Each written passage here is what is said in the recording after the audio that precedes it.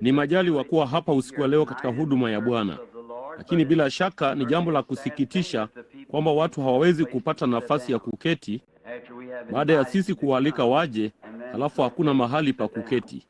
Nami nilipokuwa nikipanda kuja sasa hivi, mbona kulikuwa na watu kwenye madirisha na huko mitaani na kadhalika, wala hakuna hata nafasi kwa ajili yao kuingia jengoni. Lakini ni kanisa dogo tu, kamwe hatuutangazi. Na hata kwenye gazeti hapa tuna nini tu, baadhi ya marafiki zetu wakipiga simu wakizungumza kuhusu kuja kuombewa. Nasi tuliwaambia waje tu. Kwa hiyo habari zinaanza kuenea tu polepole kote. Mtu fulani alikuja kutoka Louisville, kisha anamwambia mtu mwingine na mtu mwingine. Unajua, ndivyo inavyoenea. Nilitaka kuchukua shule ya upili hapa chini, lakini wao sikuweza kuipata kwa sababu shule inaendelea. Au basi tungeitangaza. Nataka watu wenyeji wajue kuwa hatukuwa tukijaribu kuwasukuma mbali nao, lakini tulijua tu hicho chumba kilikuwa kibaya sana. Kwa hiyo sisi kama tungeweza kuipata hiyo shule ya upili, tungefanya hivyo, lakini hatungeweza. Kwa hiyo sasa usiku wa leo utakuwa ndio usiku wa mwisho kwa vile vitabu huko nyuma alivyo navyo Bwana Masia na hao wengine hapa na kanda na kadhalika. Na halafu kesho asubuhi ni shule ya Jumapili. Na mara baada ya shule ya Jumapili kuchukua mahali pao, Bwana akipenda, ninataka kuzungumza juu ya mahubiri ya uinjilisti kesho asubuhi. Hiyo itaanza saa 3:30 nafikiri, sivyo ndugu Neville? Saa 3:30 shule ya Jumapili inaanza. Na mara baada ya masomo ya shule ya Jumapili tunataka kuzungumzia somo la ujumbe wa kiinjilisti, wito kwa mwenye dhambi. Na siku hizi usiku zaidi sana tumekuwa tukiutoa tangu Jumapili iliyopita usiku kwa ajili ya wagonjwa na wahitaji wanaoteseka. Halafu basi kesho usiku tutajaribu kama kweli tunaweza kwa njia yoyote kuchukua kadi zote za maombi ambazo zimesambazwa, kwamba kila mtu ambaye amekuja na kuchukua kadi za maombi, sisi baada ya ujumbe kwisha, ikiwa itabidi tuwaache wengine warudi na kisha kuwaleta hao wengine ili tuweze kuendeleza mstari wa maombi, tutafurahia kufanya hivyo. Na kadi za maombi za kesho usiku zitatolewa baada ya shule ya Jumapili asubuhi. Mara tu baada ya shule ya Jumapili iwe yapata labda saa 5:30, kadi za maombi zitatolewa kesho. Kwa hiyo ninyi mlio na wapendwa wenu na kadhalika wanaokuja kuombewa, mbona acheni wawe hapa yapata angalau saa 5:30 kama hawawezi kuwepo kwa ajili ya ujumbe wa asubuhi. Hiyo ni kusema ikiwa una mahali pa ibada ambapo umekuwa ukihudhuria, mbona tusinge kuondoa hapo hata kidogo. Ungetaka tu jisikie huru kabisa kuhusu kile ambacho ungefanya. Nimekuwa na shughuli nyingi sana leo. Na dakika chache tu zilizopita walikuja kasema, vema, ukishuka chini unaweza kuanza kuhubiri sasa hivi. Ilikuwa tayari ile maskani ndogo ilikuwa imejaa. Kwa hiyo niliwazia tu juu ya vifungu vichache ambavyo nilifikiri ningezungumzia usiku wa leo. Nami ninataka kumshukuru Bwana kwanza kwa yote ambayo ametufanyia. Taarifa hizo zikirudi kutoka kwa wale ambao wameombewa na wamekuwa mkutanoni. Mambo makubwa yamefanyika kwa ajili tu ya mahali hapa padogo. Na si zaidi ya kwamba wanapaswa kuja hapa juu na kuombewa kibinafsi, lakini inaonekana kwamba watu huko nyuma katika kusanyiko wanaupata vizuri zaidi kuliko wanavyoupata hapa jukwani. Kwa hivyo tunafurahia hilo. Hilo ni zuri sana waona wakiupata namna hiyo.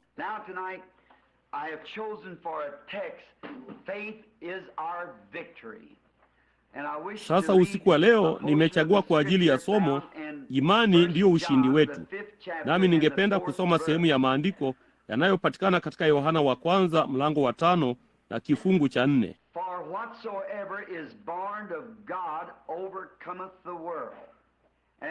Kwa maana kila kitu kilichozaliwa na Mungu huushinda ulimwengu, na huku ndiko kushinda kuushindako ulimwengu, hiyo imani yetu.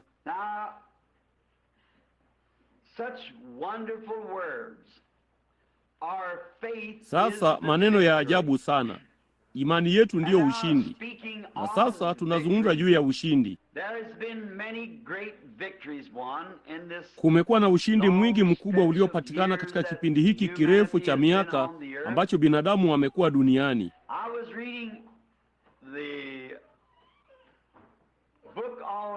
Nilikuwa nikisoma kitabu juu ya kujisalimisha kwa Paris,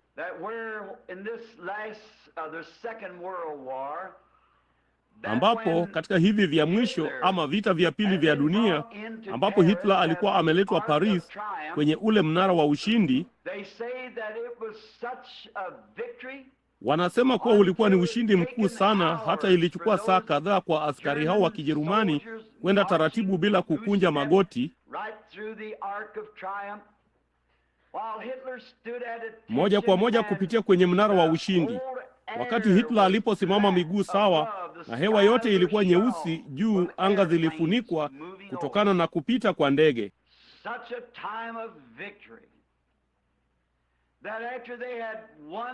Wakati mkuu sana wa ushindi, kwamba baada ya wao kushinda vita dhidi ya Ufaransa, na Ufaransa ilikuwa imejisalimisha kwa Ujerumani.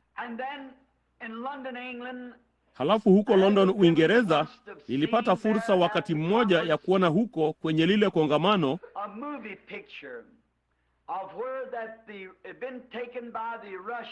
picha ya sinema ya mahali ambapo ilikuwa imepigwa na Warusi wakati Berlin ilipojisalimisha kwa Urusi.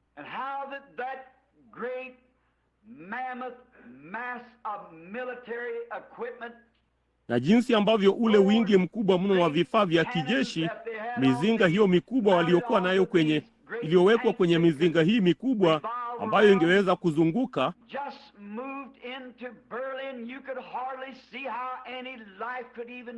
ndiyo kwanza iingie Berlin. Ingekuwa vigumu kwako kuona jinsi uhai wowote ungeweza kuwepo. Kwa maili baada ya maili, na kila mtu akipiga risasi kwa usahihi, kufikia ambapo wanakuja tu kama kundi kubwa la nzige, nao kwa urahisi wakaupondaponda tu Berlin, wakauangamiza. Na wakati basi waliviondoa vifaru vyao, nao askari wa miguu wakaingia ndani na kuumalizia, wakaagizia na kumleta Bwana Stalin. Nao walipomleta kwa ndege, nayo ikatua, askari hao wote wa Kirusi walishuka barabarani kama msokoto ule na hatua wapigazo kama mshindi, ishara ya mshindi ya Urusi. Na jinsi Stalin alivyosimama miguu sawa, wakati makumi ya maelfu ya askari walitembea taratibu kwenye mitaa ya Berlin ulipokuwa majivu. Na wakati wanawake wa Kijerumani walikuwa wamebakwa mitaani, nao watoto wakauawa na baadhi yao wakachomwa moto na kadhalika, lakini huo ulikuwa ni ushindi mkuu kwa Urusi.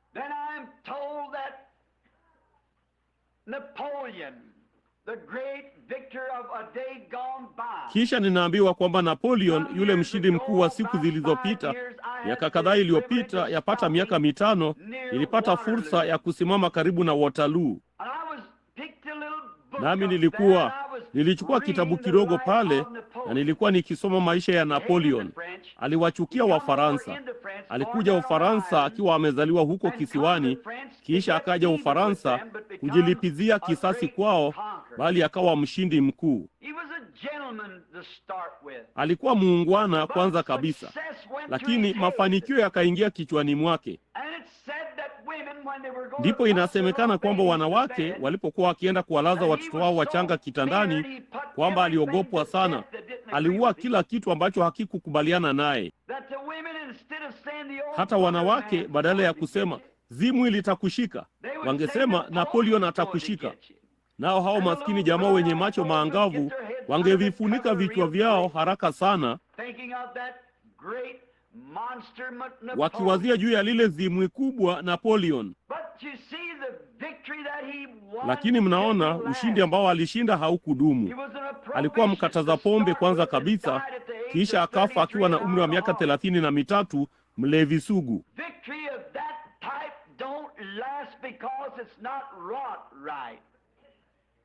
Ushindi wa aina hiyo haudumu kwa sababu hauna msingi mzuri. Kamwe huwezi kupata mema kutoka kwa mabaya. Huna budi kutumia kanuni za mambo vizuri. Na yeyote wenu anajua kwamba katika Olimpiki au mazoezi yoyote ya riadha, haijalishi kama umekuwa wa kwanza kufika kwenye mashindano,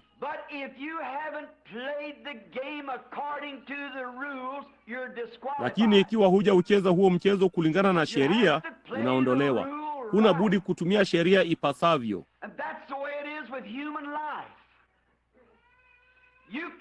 Na hivyo ndivyo ilivyo kwa maisha ya mwanadamu. Huwezi kutumia kanuni za mchezo wa maisha vibaya na kutarajia kushinda.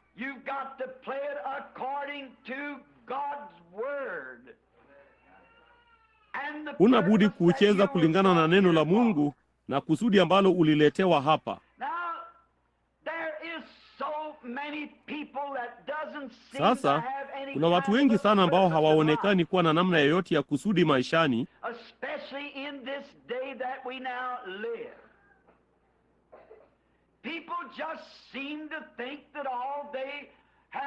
hasa katika siku hii tunayoishi sasa. Watu wanaonekana tu kufikiria kwamba wanachopaswa kufanya ni kushindana na mtu mwingine kwa mitindo ya ulimwengu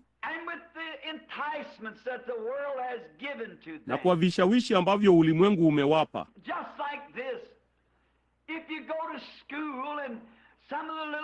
Hivi tu, kama ukienda shuleni na baadhi ya wasichana wadogo wanavaa gauni dogo au vazi fulani ama chochote ungeliita, shauku zote wengine wote shuleni walizonazo ni kumwiga msichana huyo.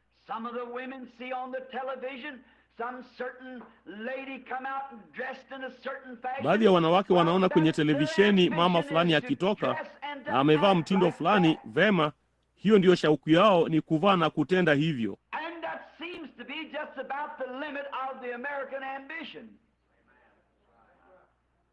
Na hiyo inaonekana kuwa karibu ndiyo kikomo cha shauku za Marekani, ni kupata kazi mpya au kupata nyongeza ya mshahara wako na kununua televisheni au gari jipya.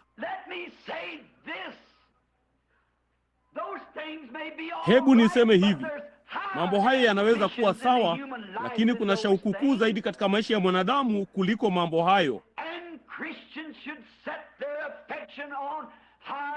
Nao Wakristo wanapaswa kuweka shauku kwenye matamanio ya juu zaidi.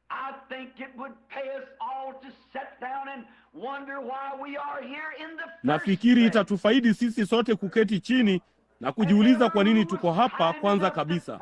Na yeyote yule ambaye alikuwa mwema vya kutosha kutuleta hapa, inatupasa tutafakari na kumuuliza yeye angetutaka tufanye nini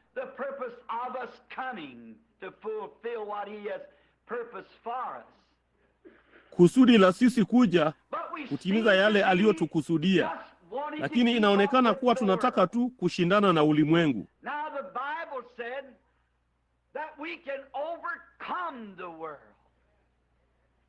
Sasa Biblia ilisema kwamba tunaweza kuushinda ulimwengu.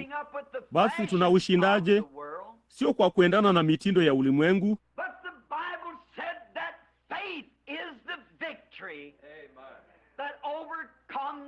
lakini Biblia ilisema kwamba imani ni ushindi unaoushinda ulimwengu.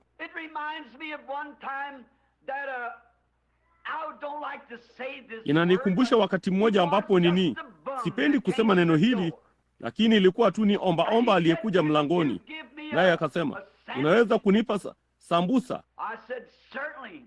Nikasema, hakika. Je, waweza kuingia ndani? Na badala ya kumwandalia sambusa, niliwazia ningempikia chakula. Basi nikampikia karibu kile ningeweza kumpikia mahali pale, ndipo nikamketisha ale. Basi alipokuwa anakula, nilifikiri ningezungumza naye kwa kuwa niliona alikuwa msafiri. Nami nikasema, umetoka wapi? Akainua tu mabega yake kidogo na kusema, sikutoka popote. Nikasema, basi unakwenda wapi? Ndipo akaacha kula, akanitazama, akasema, siendi popote. Akatazama pande zote na kumeza funda kubwa, akasema, Bwana, mahali ambapo kofia yangu inatulia, ndipo ninapotulia mimi. Nikasema, kumbe. Nikasema, umekuwa ukifanya hivi kwa muda gani?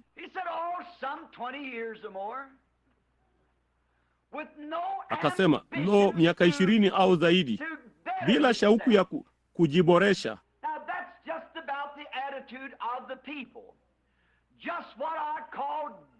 Sasa huo karibu tu ndio msimamo wa watu, ninachokiita tu wazururaji wa tangitangi. Nao watu wanaojiunga na kanisa karibu wako hivyo. Mara nyingi nimefikiria juu ya mbao zinazopwelewa, zinazochukuliwa na maji. Ubao unaopwelewa huning'inia tu kwenye kila namna ya takataka. Hivyo ni karibu vile watangitangi wafanyavyo kanisani ama mahali popote. Sasa hebu chukua kijito kama kijito cha maisha, na mbao nyingi sana zinazopwelewa zikining'inia kwenye kila lundo la takataka. Na hata hivyo mashua inakuja iliyotengenezwa kwa mbao pia.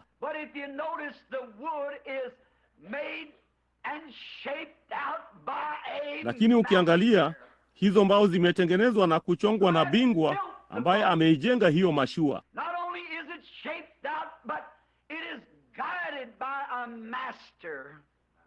Si kwamba tu imechongwa, bali inaongozwa na nahodha na inasukumwa na nguvu fulani.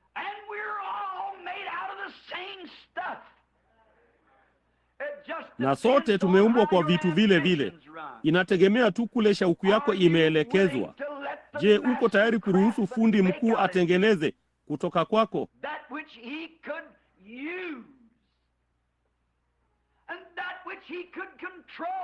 kile ambacho angeweza kutumia, na kile ambacho angeweza kudhibiti, na kile ambacho angeweza kutia nguvu?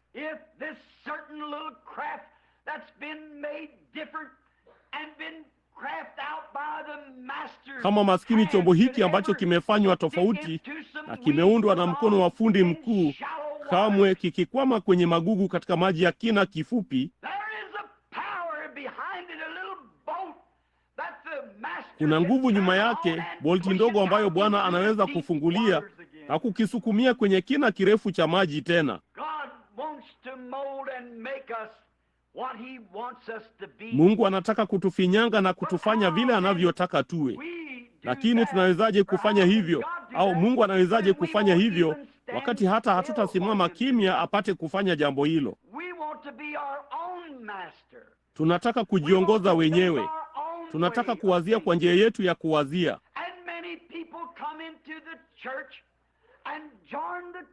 Na watu wengi huja kanisani na kujiunga na kanisa na kuweka jina lao kwenye kitabu, na hata hawazingatii kile kanisa hilo linaamini ama kulichunguza kanisa hilo jinsi wanavyohubiri neno la Mungu,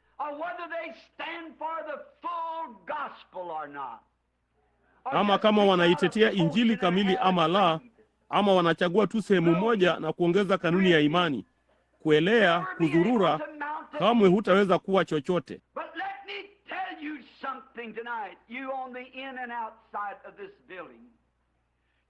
Lakini hebu niwaambie jambo fulani usiku wa leo, ninyi mlio ndani na nje ya jengo hili.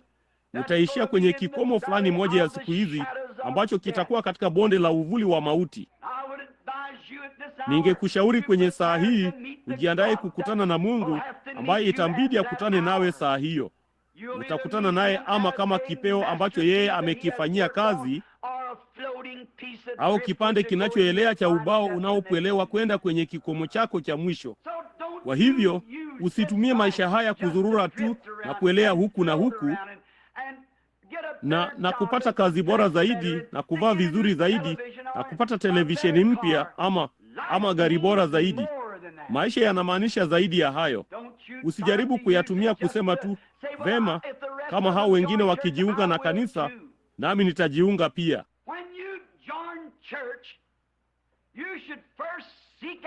Unapojiunga na kanisa, unapaswa kwanza kutafuta na kujua kanisa hilo linasimamia nini.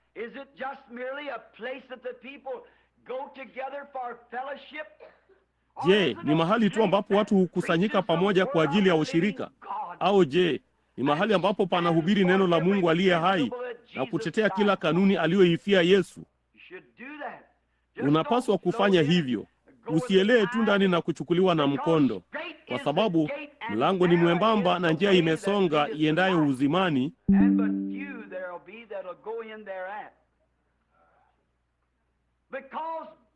na lakini ni wachache watakaoingia mle ndani, kwa sababu njia ni pana iendayo upotevuni na wengi wataingia mle.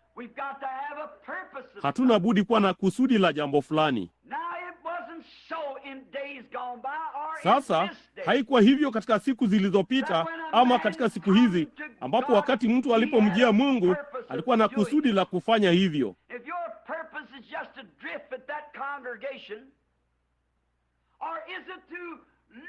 Kama kusudi lako ni kutangatanga tu na kusanyiko hilo, au ni kutazama juu kwa Mungu.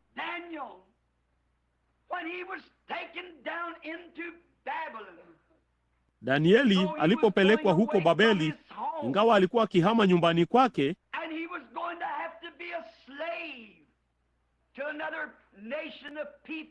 na ilimbidi awe mtumwa wa taifa lingine la watu, lakini Danieli aliazimu moyoni mwake,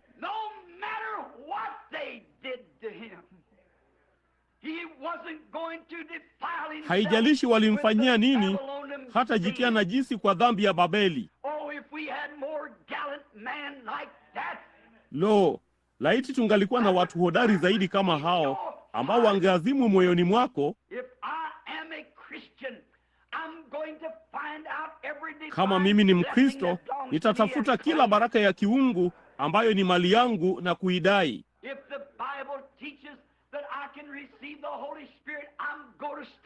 Ikiwa Biblia inafundisha kwamba ninaweza kumpokea Roho Mtakatifu, nitakaa magotini mwangu mpaka Mungu anipe Roho Mtakatifu na nisitangatange tu.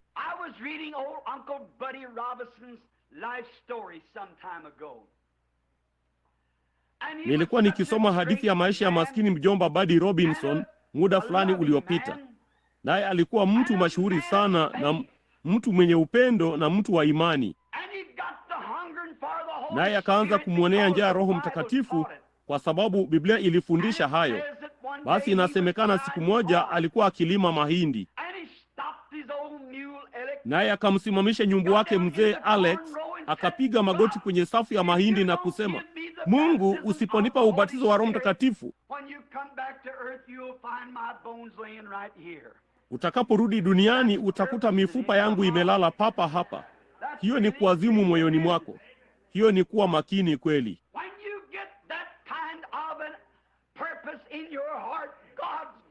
Unapopata azma ya namna hiyo moyoni mwako, Mungu atafungua madirisha ya mbinguni. Jambo fulani halina budi kutukia.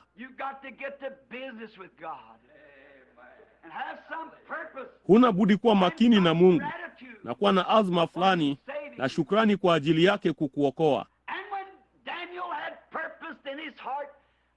Basi Danieli alipokwisha kuazimu moyoni mwake, na Ibilisi akamfanya kuthibitisha hilo, lakini tunaona ya kwamba ilistahimili mbele ya simba mwenye njaa.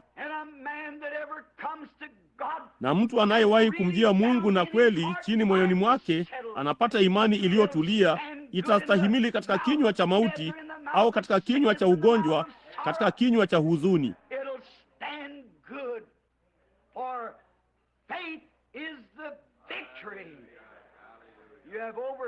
Itastahimili kwa maana imani ni ushindi. Umeshinda kwa imani yako. Ibrahimu, mtu tu asiye na kusudi maalum maishani mwake, akiwa tu na baba yake na marafiki zake wakishuka kutoka Babeli. Wakakaa katika Shinari na hapo wakajenga mnara na kadhalika. Na wao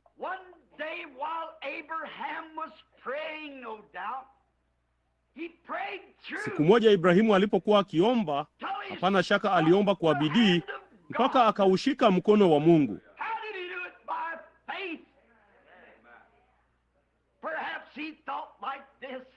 Alifanyaje jambo hilo? Kwa imani. Labda aliwazia hivi, kama kuna Mungu aliyeijenga safina na kumwacha Nuhu aelee juu yake, yeye angali hai leo. Mahali fulani katika nchi ya wapagani ambako alikuwa akikaa, aliugusa mkono wa Mungu.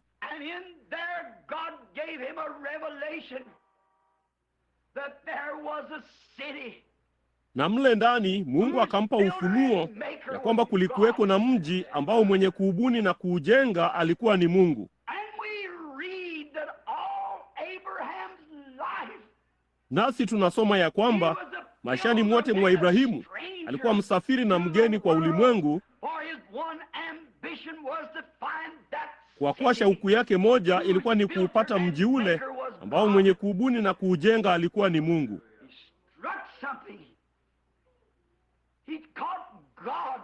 Aligusa kitu, alimshika Mungu na imani katika Mungu huyo, hata akatangulia kuuona Yerusalemu mpya.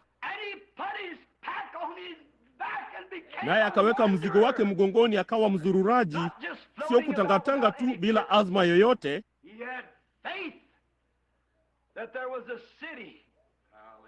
Alikuwa na imani ya kwamba kulikuwa na mji ambao mwenye kuubuni na kuujenga alikuwa ni Mungu, mji wa milele. Alikuwa na kusudi maishani kupaona mahali hapo. Naomba niseme hapa ya kwamba siku moja wakati vita vilipokwisha, alikutana na mfalme wa mji huo,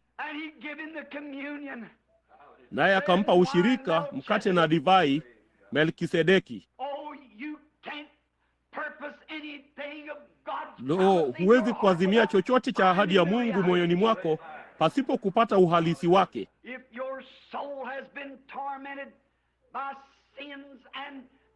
Ikiwa nafsi yako imeteswa na dhambi na mashaka na misukosuko na kuvunjika moyo,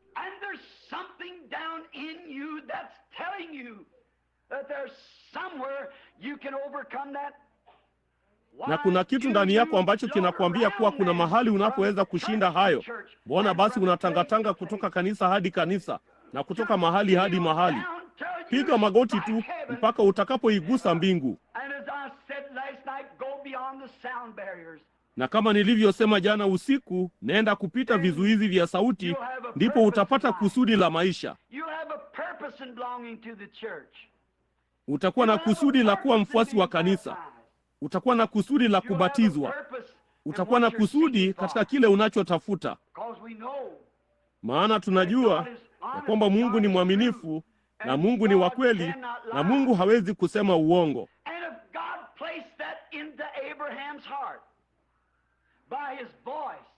Na kama Mungu aliliweka hilo moyoni mwa Ibrahimu kwa sauti yake, neno lake, basi Mungu ameliweka ndani mbele yetu katika Biblia yake, na kwa ushuhuda wa Roho Mtakatifu, kwa kurudi kwa Roho Mtakatifu katika ishara na maajabu, kwamba Yesu Kristo angali hai na ni yeye yule jana, leo na hata milele. Basi kwa nini tutafute tena yale mambo tunayotamani? Kama unahitaji haja yoyote, lolote ambalo Mungu ameahidi katika Biblia yake, yeye yuko hapa usiku wa leo kutimiza haja hiyo.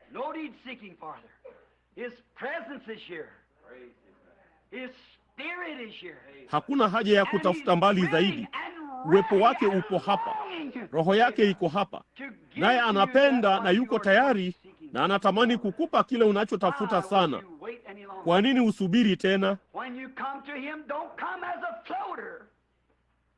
Unapomjia usije kama mzururaji, nitaenda huko nijaribu nione kama inafanya kazi. Kamwe hutafika popote. Lakini unapokuja na azimio la namna hii kwamba umejitolea kabisa kwa hali na mali,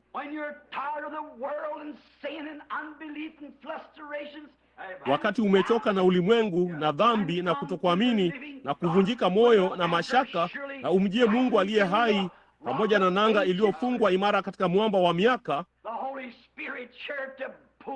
Roho Mtakatifu yuko hapa kukuvuta akuingize katika uwepo wa Mungu aliye hai,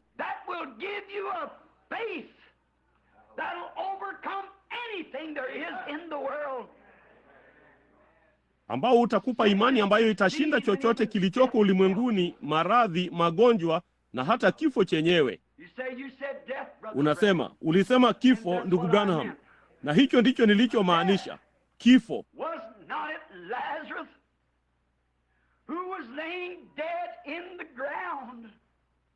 Je, si Lazaro ndiye aliyekuwa amelala mauti chini ardhini na tayari uharibifu umeshaingia? Hapo Yesu alipomwambia Martha, mumemzika wapi? Na kama hutatilia shaka utauona utukufu wa Mungu. Si nilikwambia usiwe na shaka? Alimwambia Yairo usiku ule au siku ile, kama utaamini tu unaweza kuona utukufu wa Mungu. Basi imani huyashinda mauti. Imani ni ushindi juu ya mauti. Imani ni ushindi juu ya dhambi. Imani ni ushindi juu ya magonjwa. Imani ni ushindi juu ya hofu. Imani ni ushindi dhidi ya misukosuko. Imani ni ushindi juu ya ulimwengu. Unasema Yohana alipoandika hayo hakuwa na matatizo yangu. Haikumbidi kushughulika na watu ambao ninashughulika nao. Haikumbidi kupitia mambo ninayopitia. Hiyo ni kweli. Huenda haikumlazimu kushughulika na jamaa wale wale. Huenda haikumlazimu kushinda jambo lile lile. Lakini kamwe hakuyaacha nje, kwa maana alisema hivi: imani ni ushindi unaoushinda ulimwengu. Kitu hicho chote. Ikoje? Pata imani ndani yake. Panda juu yake. Tunapokuwa na neno la Mungu lililoandikwa mbele zetu, na Roho Mtakatifu hapa akitenda na kuonyesha ufufuo wa Bwana Yesu, pamoja na ahadi za kiungu zilizoandikwa hapa, kwamba chochote unachotamani unapoomba, amini kuwa umekipokea, nacho kitakuwa chako. Inakupasa kufanya nini basi? Amini. Si imani ya kuelea tu, si imani ya kujisingizia tu, bali imani halisi.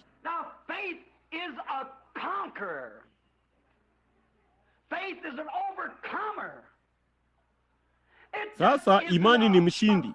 Imani ni mshindi. Sio tu mpatanishi, inashinda. Imani ni ushindi unaoushinda ulimwengu. Inafanya nini? Imani ni nini? Ni nini kushinda? Kushinda na ushindi ni kitu kimoja.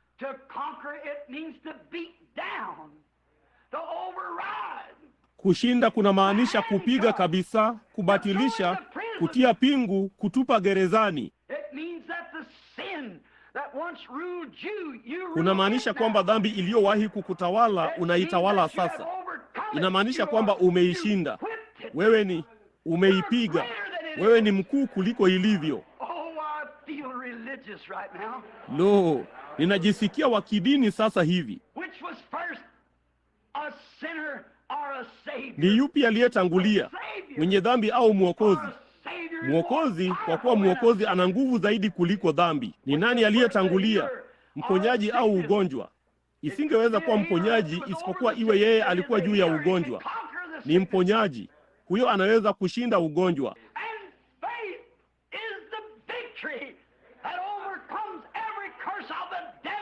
Nayo imani ni ushindi unaoshinda kila laana ya Ibilisi. Imani ni ushindi. Imani katika nini? Si imani katika kanisa lako, si imani katika kanuni zako za imani, si imani katika mtu fulani, lakini imani katika Yesu Kristo yule aliyetoa hiyo ahadi. Huo ndio ushindi. Ni nini? Ni ushindi. Wasema, mkono wangu bado umelemaa, lakini imani ni ushindi. Ningali ninajisikia mgonjwa, lakini imani ni ushindi. No, inaushinda ulimwengu.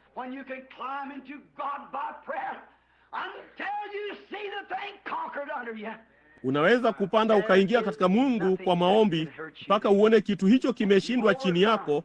Hakuna kinachoweza kukudhuru. Basi umeshinda. Una maili 50 za nafasi ya kiwiko. Unaabiri huru. Basi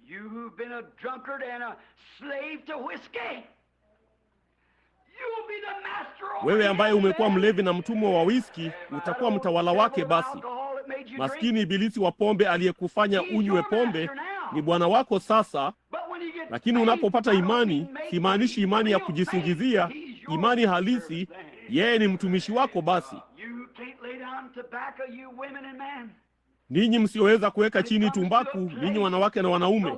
Inapofikia mahali ambapo unaweza kufika mahali hapo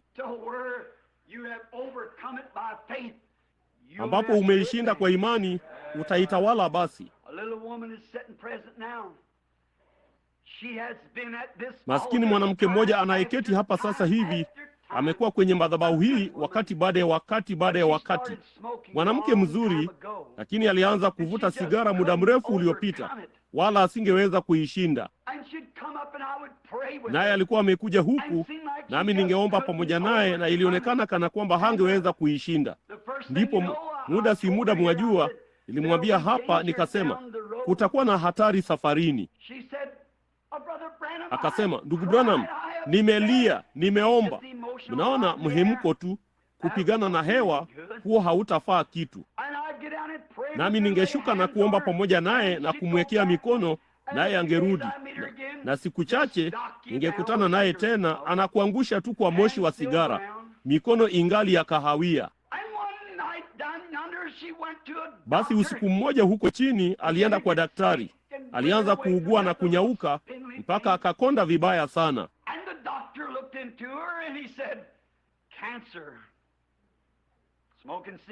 Ndipo daktari akamchunguza akasema, kansa, kuvuta sigara. Huyo hapo amelala hapo apate kufa. Ndipo akawa makini. Mnaona, mtu anayezama atashikilia jani. Maadamu unaweza kutoka nje ya kanisa hili usiku wa leo, unajua unaweza kwenda kujiunga na Methodisti ama Baptisti. Maadamu unaweza kuketi hapa na kusema, sasa nitanini tu, mimi ni mtu mzuri, sina shida. Naam, huwezi kujifanyia lolote. Hiyo ni kweli. Lakini unapoziona dhambi zako jinsi Mungu anavyoziona kulingana na Biblia yake, unapoona, utatubu, la sivyo uangamie. Jambo fulani litatukia. Utakuwa makini. Utaondoka hapa huku umekabwa roho yako. Daktari huko nyuma labda atainuka aje achunguze, aseme ni mshtuko wa moyo. Utakuwa makini. Hapo ndipo ilipombidi kuwa makini. Naye mwanamke huyo ameketi akiniangalia sasa. Naye ndugu Robertson yuko kule nyuma na bwana Wood hapa. Ndugu Wood anayeketi hapa mahali fulani, na mimi tulikuwa tukishuka kwenda kuwinda na amini mahali fulani kwa lori. Basi Roho Mtakatifu alionekana kutuongoza kupanda kupitia vilimani kufikia mahali alipokuwa. Ndipo nilipofika pale, alikuwa ameota ndoto. Basi wakati Roho Mtakatifu alipoingia chumbani, naye akawa makini kweli, hakuwahi kuvuta sigara tangu wakati huo na kuendelea. Na amepata pauni nyingi za uzani, wala hawawezi kupata dalili ya hiyo kansa. Ni nini? Ni imani inayoshinda. Kwa nini haikushinda nilipokuwa nikimwombea hapa? Alikuwa akipapatika tu huku na huku. Lakini daktari aliposema una kansa na utakufa, akawa makini. Hivyo ndivyo haina budi kuwa unapokuwa makini. Kwa nini kusubiri kwa muda mrefu hivyo? Kwa nini usiwe makini sasa? Weka imani yako katika Mungu. Vipi kama mwanamke huyo angekuwa na imani kwangu? Ingeshindikana, maana mimi ni mwanadamu. Lakini alipoibadilisha imani yake, si katika maskani ya Branham ama katika William Branham ama katika mtu mwingine yeyote,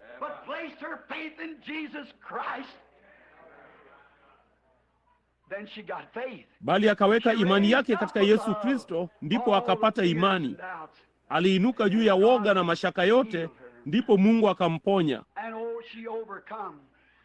Na lo, yeye akashinda. Imani ni ushindi unaoshinda. Mara nyingi nimeshangaa, kwa nini Wakristo wanataka kujisumbua wenyewe na mambo hayo kwa vyovyote vile? Wanaume na wanawake huja kwangu mara nyingi na kusema katika maungamo yao na kadhalika, ninapofanya mahojiano hayo ya faraga nao, tunakutana nao, tunasonga, wanaungama kuishi maisha machafu na ya kila namna. Hakika hawawezi kuyakanusha. Roho Mtakatifu yuko pale pale. Wakijaribu kulificha, yeye huwatolea moja kwa moja.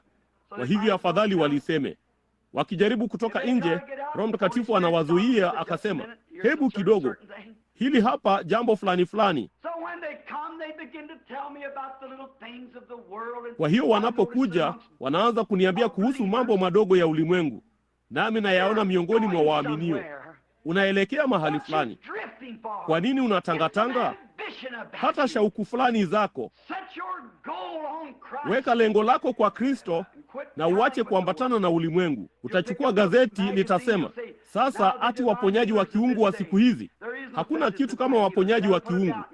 Hilo litatia shaka moyoni mwako. Mtu fulani anaingia kwenye redio na kusema, lo, ahubiri mahubiri mazuri sana, lakini aseme siku za miujiza zimepita. Nawe utaunga hilo mkono.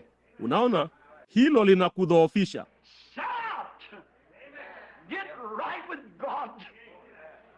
Jisalimishe, kuwa sawa na Mungu. Ama uwe kile ulicho au usiwe kabisa. Endapo Biblia ya Mungu hailifundishi, basi jiepushe nalo. Kama inalifundisha, dumu nalo. Inanikumbusha jambo hili. Kwa mfano, vipi kama tungefunga safari kidogo katika siku 30 tangu sasa kwenda kwenye nchi nyingine, na katika nchi hii hali ya hewa ilikuwa nzuri sana hata hatungerudi tena, na huko isingetulazimu kufa wala kuzeeka, bali tungekuwa huko milele. Je, ningeweza kuwazia nikikuona ukienda kwenye duka la mali rahisi ukinunua vikorokoro vingi kwenda navyo? Ungekuwa ukijaribu kuondoa vikorokoro ulivyo navyo. Na unapojihangaisha tu kwa kujiunga na kanisa moja na kisha lingine, utajikusanyia takataka zaidi. Lakini ikiwa utatafakari unakoenda, utaondoa mashaka hayo mengi na upuzi huo. Utakuwa na imani halisi. Ninawaambia watu, je, wewe ni ndugu Branham unayewaombea wagonjwa? Naam, hiyo ni kinyume na imani yangu. Basi huna imani yoyote. Biblia inafundisha jambo hilo. Na sasa watu wengi huja mstarini nao wanasema, vema, nina imani yote. Basi unafanya nini hapa? Lo, sivyo. Imani halisi haijui kushindwa. Haiwezi kushindwa. Hata mauti yenyewe hayawezi kuishinda. Haijui kushindwa. Majaribu yanajua kushindwa, lakini imani haijui kushindwa. Haiwezi kushindwa. Nayo ndiyo njia pekee unayoweza kumpendeza Mungu. Maana pasipo imani haiwezekani kumpendeza Mungu, ilisema Waebrania 11. Na katika mahali hapa, ningeweza kuwawazia mkizunguka, baadhi yenu wa Kristo wanaotumia lugha chafu, kutumia maneno machafu yasiyo na adabu, na hata hivyo uwe mfuasi wa kanisa. Je, ningeweza kukuwazia ukienda kwenye nchi nyingine, kisha ukizunguka kupitia Marekani, ukijifunza lugha yote ya mtaani ya Kimarekani uijuayo, unayoweza kusikia?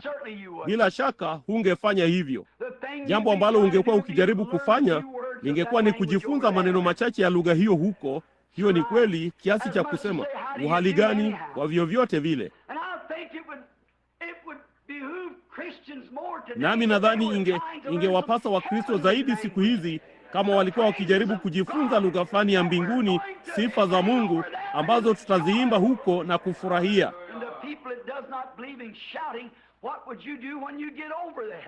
Nao watu wasioamini katika kupaza sauti, ungefanya nini ukifika kule? Ungejiona kutofaa kabisa kuwa mahali hapo.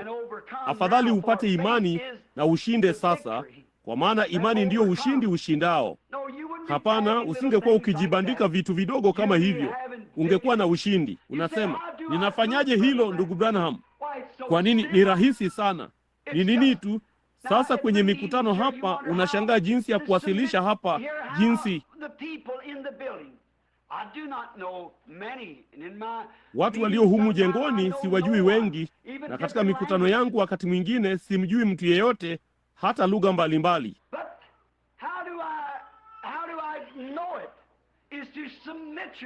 Lakini ninajuaje? Ni kujisalimisha. Jitoe tu kwa Roho Mtakatifu, ndipo basi si wewe tena. Hujui utakayosema. Unamwacha tu yeye awe ndiye anayesema. Ni rahisi sana hivi. Wengi wenu watu mnawaamini madaktari wenu, na mnapaswa kuwaamini ikiwa una daktari. Na sasa unapopata kasoro fulani, utamwendea maskini daktari huyo mwaminifu unayemwamini. Hivyo ndivyo unavyopaswa kufanya. Hilo ni zuri. Ndipo basi unawasilisha kisa chako kwake. Kama akisema unapaswa kwenda hospitalini, hufanyi lolote ila kwenda nyumbani na kupakia nguo zako na kwenda hospitalini. Hakika unamwamini huyo daktari. Na ikiwa hataamua kuwa unataka kwenda hospitalini au unapaswa kwenda hasa, atakuandikia maagizo na kukupa kifurushi kizima cha vidonge.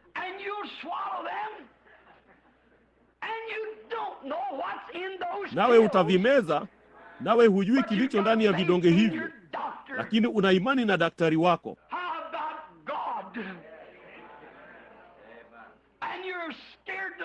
Vipi kuhusu Mungu? Nawe unaogopa kumeza baadhi ya injili anazokupa.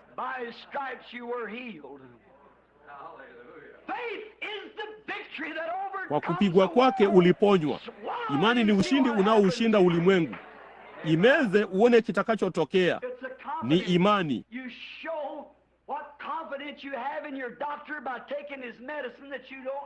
Unaonyesha imani ulio nayo kwa daktari wako kwa kumeza dawa yake ambayo hujui ni nini. Unaonyesha imani yako kwa daktari kwa kujisalimisha kwa upasuaji. Hiyo inathibitisha imani yako kwa huyo daktari.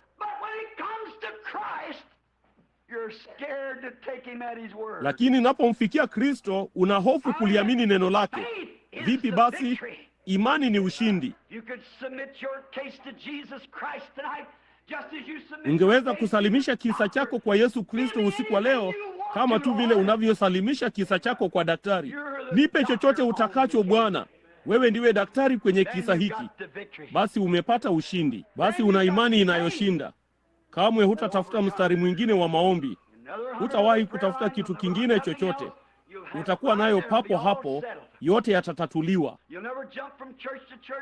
Kamwe hutaruka kutoka kanisa hadi kanisa kuona kama hili linayo ama lile linayo. Hawana. Umeipata basi. Unapokuwa na imani una ushindi. Ninawaambia kile tunachohitaji usiku wa leo Marekani, na kile tunachohitaji usiku wa leo hapa katika maskani hii ni kumwacha daktari Yesu aingie na kufanya upasuaji kwenye imani yetu. Daktari anakuambia una ugonjwa kidogo wa kidole tumbo, chote kina sumu, kinapaswa kutolewa. Una hiki kile ama kinginecho ni kibaya, kinapaswa kutolewa. Vema, anakitoa ili mwili wako uliobaki uweze kufanya kazi ipasavyo. Basi imani yetu ina shida gani usiku wa leo? Tunaogopa kumwacha Mungu achukue neno lake la upasuaji, kisu chake chenye makali kuliko upanga ukatao kuwili, na kutufanyia upasuaji na kutuambia kwamba upuzi wetu wa kijinga ni mbaya, na inatupasa kufungua kila dirisha na kusafiri kuelekea kwenye ahadi ya milele ya Mungu. Lo, kama tutafanya hivyo, Yesu atafanya upasuaji juu ya imani yetu, akiondoa shaka lote, hofu zote na wasiwasi wote, dhambi yote, kila kitu kilichopo. Ndipo basi imani yetu ikifanyiwa upasuaji kwa uwazi, tunatokea tukiwa kiumbe kipya. Sisi ni tofauti basi, tunahitaji upasuaji. Je, unaweza kumwamini Yesu Kristo kwa ajili ya upasuaji huo? Je, unaweza kumwamini? Unaweza kusema, Bwana Mungu, kwa neno lako. Kwa neno lako, kama wanafunzi walivyosema katika Marko Mtakatifu 5, waliposema, tumevuta juu ya usiku kucha tusipate kitu. Hata hivyo Bwana, kwa neno lako nitashusha wavu, alisema Petro. Bwana, mimi ni mvuvi. Ninajua ishara wakati mwezi uko sawa kabisa. Ninajua wakati wanauma na wakati hawaumi. Ninajua wanapokuwa katika makundi yao na wakati hawapo. Isitoshe, lakini nimevuta juu ya usiku kucha. Na hapa kuna halmashauri ya madaktari hapa pamoja nami, madaktari wavuvi, na tunajua kazi yetu. Nasi tumetafuta kijito hiki usiku kucha tusipate kitu. Lakini kwa neno lako Bwana, nitashusha wavu.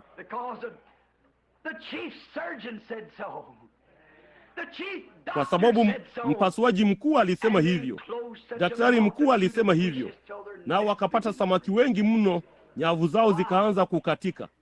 Kwa nini? Imani ni ushindi.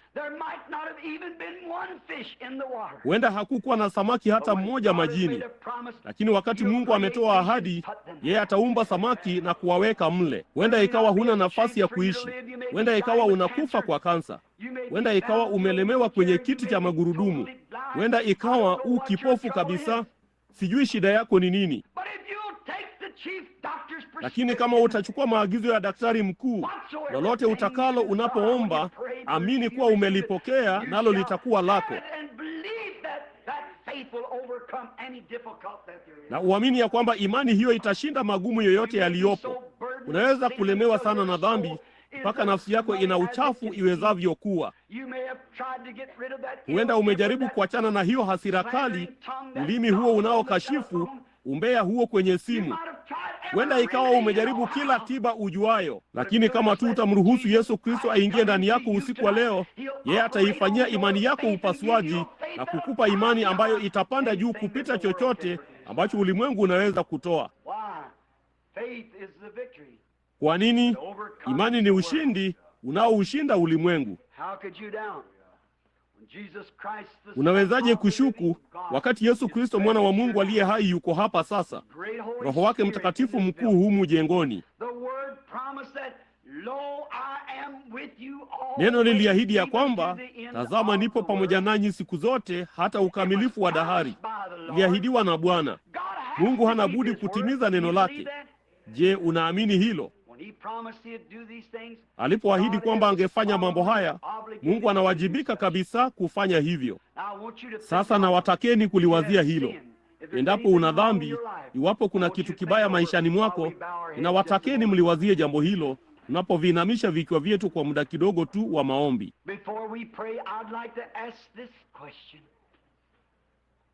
Kabla hatujaomba, ningependa kuuliza swali hili. Ningependa kuuliza kama kuna mwanamume, mwanamke, mvulana au msichana aliye kwenye jengo hili ambaye angesema kwa mkono ulioinuliwa,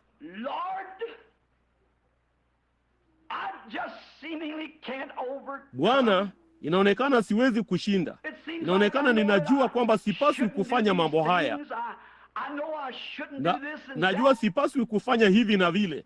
Bali nataka wewe uifanyie imani yangu upasuaji sasa hivi baada ya ujumbe huu. Ninataka wewe unichunguze kikamilifu na uufanyie upasuaji kila ugonjwa mdogo wa imani yangu ambao ungenizuia kuyashinda mambo haya. Mwinulie mkono wako. Je, utafanya hivyo? Bwana awabariki. Mahali pamejaa mikono. Kidogo na tuweke kando kila mzigo na dhambi ile ituzingayo kwa upesi, na kukimbia kwa saburi katika mashindano haya yaliyowekwa mbele yetu,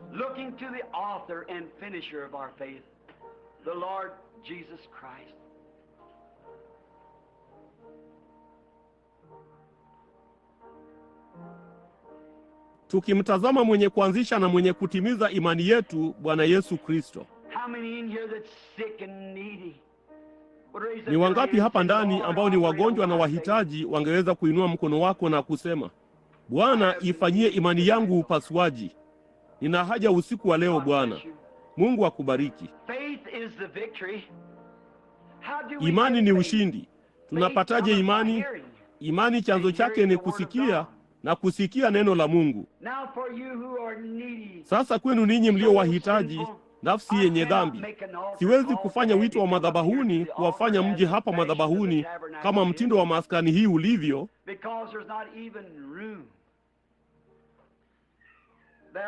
kwa sababu hakuna hata nafasi. Kuna watu waliosimama karibu na kuta. Kuna watu walio huku madhabahuni hapa, na ni mahali tu ambapo hatuwezi kufanya hivyo. Lakini nitawaombea sasa. Nanyi mjitolee tu kwa Kristo kwenye saa hii tu ninapoomba. Mungu mpendwa, tungeomba rehema zako za kiungu juu ya watu hawa waliotubu, wanaongoja, ambao wanaamini kwamba wewe uko na huwapa thawabu wale wakutafutao kwa bidii. Nami ningekuomba uwarehemu Bwana,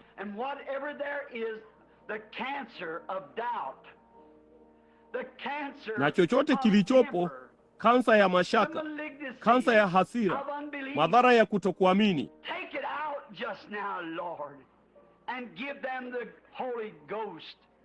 yaondoe sasa hivi Bwana, na uwape Roho Mtakatifu. Jaza nafsi zao kwa wema wako.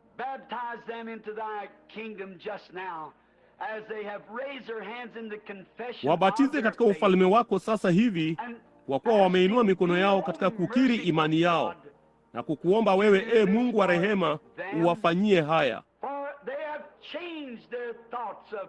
Maana wamebadili mawazo yao ya kudhurura huku na huko baharini.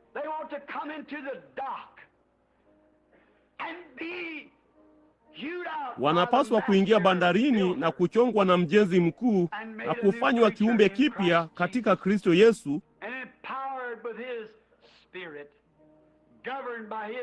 na kutiwa nguvu na Roho wake, wakiongozwa na mapenzi yake. Kwa hiyo uwape sasa hivi Baba, tunapoomba kwa unyenyekevu katika jina la Yesu mwanao. Na sasa Bwana, kulikuweko na mikono mingi iliyoenda juu hewani ama iliyoinuliwa hewani.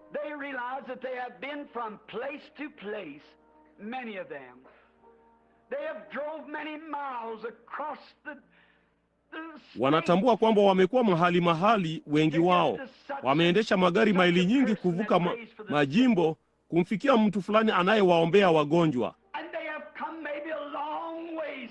na wamekuja labda mbali sana huku chini. Nami kweli nathamini hilo Bwana. Vipi kama hawakuniamini mimi kama mtumishi wako? Basi wasingekuja. Ninakushukuru kwa kuwaruhusu wayaamini maombi yangu.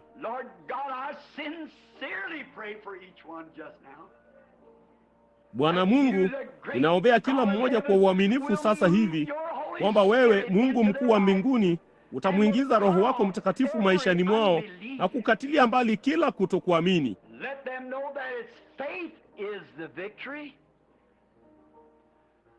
Wajalie kujua kwamba imani ni ushindi, si mtu fulani wa duniani, si kanisa fulani ama maombi fulani kutoka kwa mtu fulani,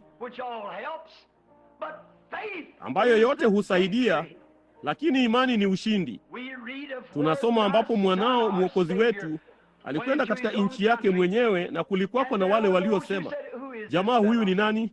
Huyo si ni mwana wa seremala? Hivi hatumjui yeye pamoja na mama yake? Na jina lake ni Mariamu, na hawa hapa Yuda na Yona na dada zake. Nao wakachukizwa naye akastaajabia kutokuamini kwao, wala asingeweza kufanya miujiza. Tunatambua haijalishi jinsi mtu anavyoweza kupendelewa mbele zako, hata hivyo imani yetu wenyewe ndiyo ushindi.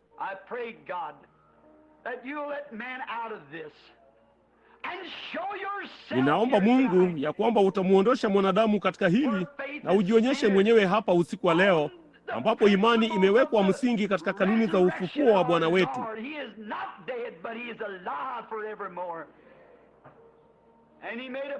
Yeye hajafa, lakini yu hai hata milele. Naye alitoa ahadi, nitakuwa pamoja nanyi siku zote hata ukamilifu wa dahari. Nasi tunaamini ya kwamba yeye yuko hapa. Nasi tunaomba Mungu mpendwa, ya kwamba usiku wa leo, ya kwamba yeye atajidhihirisha wazi kwamba yupo. Ajalia basi Roho Mtakatifu aushike kila moyo na kuifanyia imani upasuaji, wapate kuyashinda maradhi yao na mateso yao na magonjwa yao. Watoke hapa wakiwa na imani iliyowekwa, haidhuru kama hakuna jambo moja limetukia. Hata hivyo itaunda imani inayosema kwamba limetendeka. It overcomes the world. For we asked it in His name and for His glory. Amen. Huo ndio ushindi, huushinda ulimwengu, kwa maana tunaomba katika jina lake na kwa ajili ya utukufu wake. Amina. Ni vigumu sana kwangu kuona jinsi ningeweza kuitisha mstari wa maombi, kwa maana wamesongamana mlangoni hata barabarani, na hawa wamesongamana hata barabarani, na kuyazunguka madirisha, kuizunguka milango na huku juu. Ningeweza kujaribu ikiwa mngetaka nifanye hivyo. Ningeweza kujaribu kuitisha mstari wa maombi. Lakini nitasema hivi baada ya jambo hili. Nilihubiri kusadiki kwangu mwenyewe. Ninaamini ikiwa mtakuwa na uchaji tu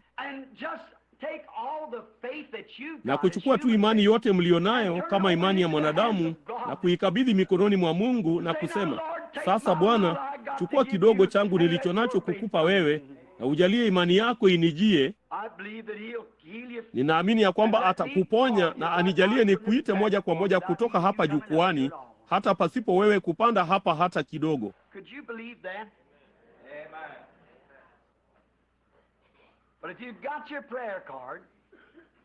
Je, unaweza kuamini hilo? Lakini kama unayo kadi yako ya maombi, ishikilie, tutaitumia kwa vyovyote vile. Kwa hiyo tunaamini. Sasa ningependa hilo limekuja tu sasa hivi akilini mwangu, kwa maana Billy Paul aliniambia tulipokuwa tukiingia tu dakika chache zilizopita, angali alisambaza baadhi ya kadi za maombi usiku wa leo, maana tumechukua lundo kubwa jana usiku. Naye akasema kulikuwa na wengine mle ndani baba, ambao walitaka kadi za maombi, nami nikawapa kadi za maombi. Nikasema hiyo ni sawa. Akasema, lakini utaitishaje mstari wa maombi? Wakati huo umati ulikuwa huko nyuma, sasa wako kote pembeni. Kwa hiyo ni vigumu kupata njia ya kufanya hivyo, kufanyiza mstari wa maombi. Hatunini. Kuna tofauti gani ya wewe kusimama hapa au kuketi mahali ulipo? Lakini itahitaji imani fulani kufanya hivyo. Itahitaji imani yako pamoja na imani yangu pamoja na imani ya Mungu. Zichanganyishe pamoja, basi imani yangu na imani yako itafifia, nayo imani ya Mungu itatawala, nazo kazi zitafanywa.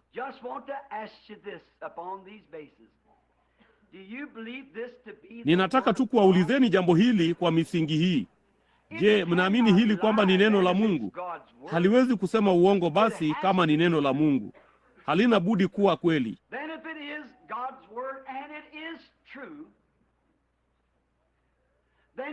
Basi kama ni neno la Mungu na ni kweli, basi yeye anawajibika kwa kila neno alilonena humu ndani. Anawajibika kulitimiza neno hilo. Sasa kama ulikuwa mgonjwa na ulikuwa ukifa kwa leukemia ama kansa ama chochote ulichokuwa nacho, kifua kikuu,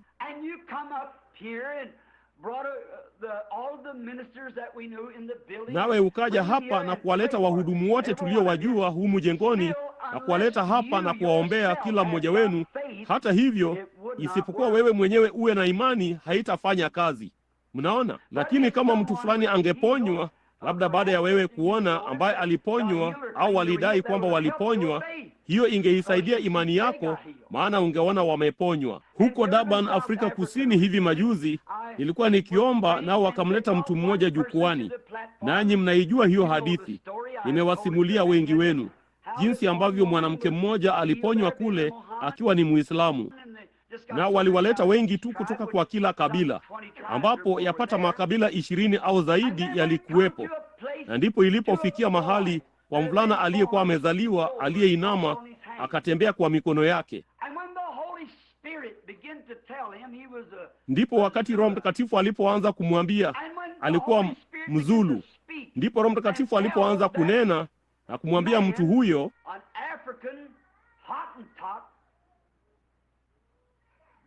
Mhotentoti Mwafrika, hata hakujua mkono wa kulia ni upi wala wa kushoto, na hata akamwambia yeye alikuwa ni nani. Wakachangamka, na wale waganga wakasimama wameduaa. Kitu hiki kipya ni kipi? Wakasema. Nao machifu waliokuwa wakiyoyozewa kwa mafeni wakayasimamisha hayo mafeni. Lakini alisema, katika kibanda chako unamoishi kuna picha ya Bwana wangu imetundikwa ukutani. Nao baba na mama yake huko nyuma kabisa, kukiwemo na mamia ya maelfu ya watu, walisimama kuishuhudia kweli. Naye akasema, Sasa kwamba una ndugu ambaye alikuwa amepanda mbuzi wa manjano au mbwa, naye akaumiza mguu wake na hutembea kwa gongo, naye yuko humu mkutanoni.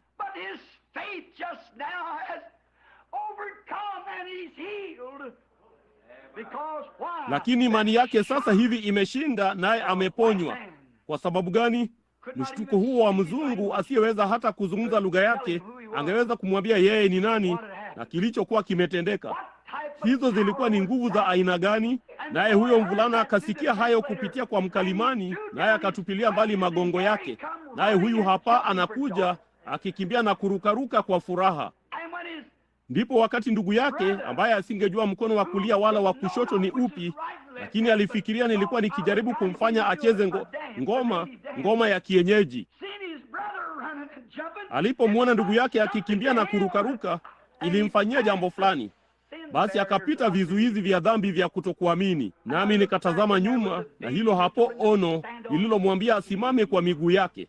Aliponywa. Naye huyo mvulana, hata pasipo na akili ya kutosha na nia ya kutosha kujua nilichosema, baada ya mkalimani kumwambia, naye alikuwa na mnyororo shingoni mwake.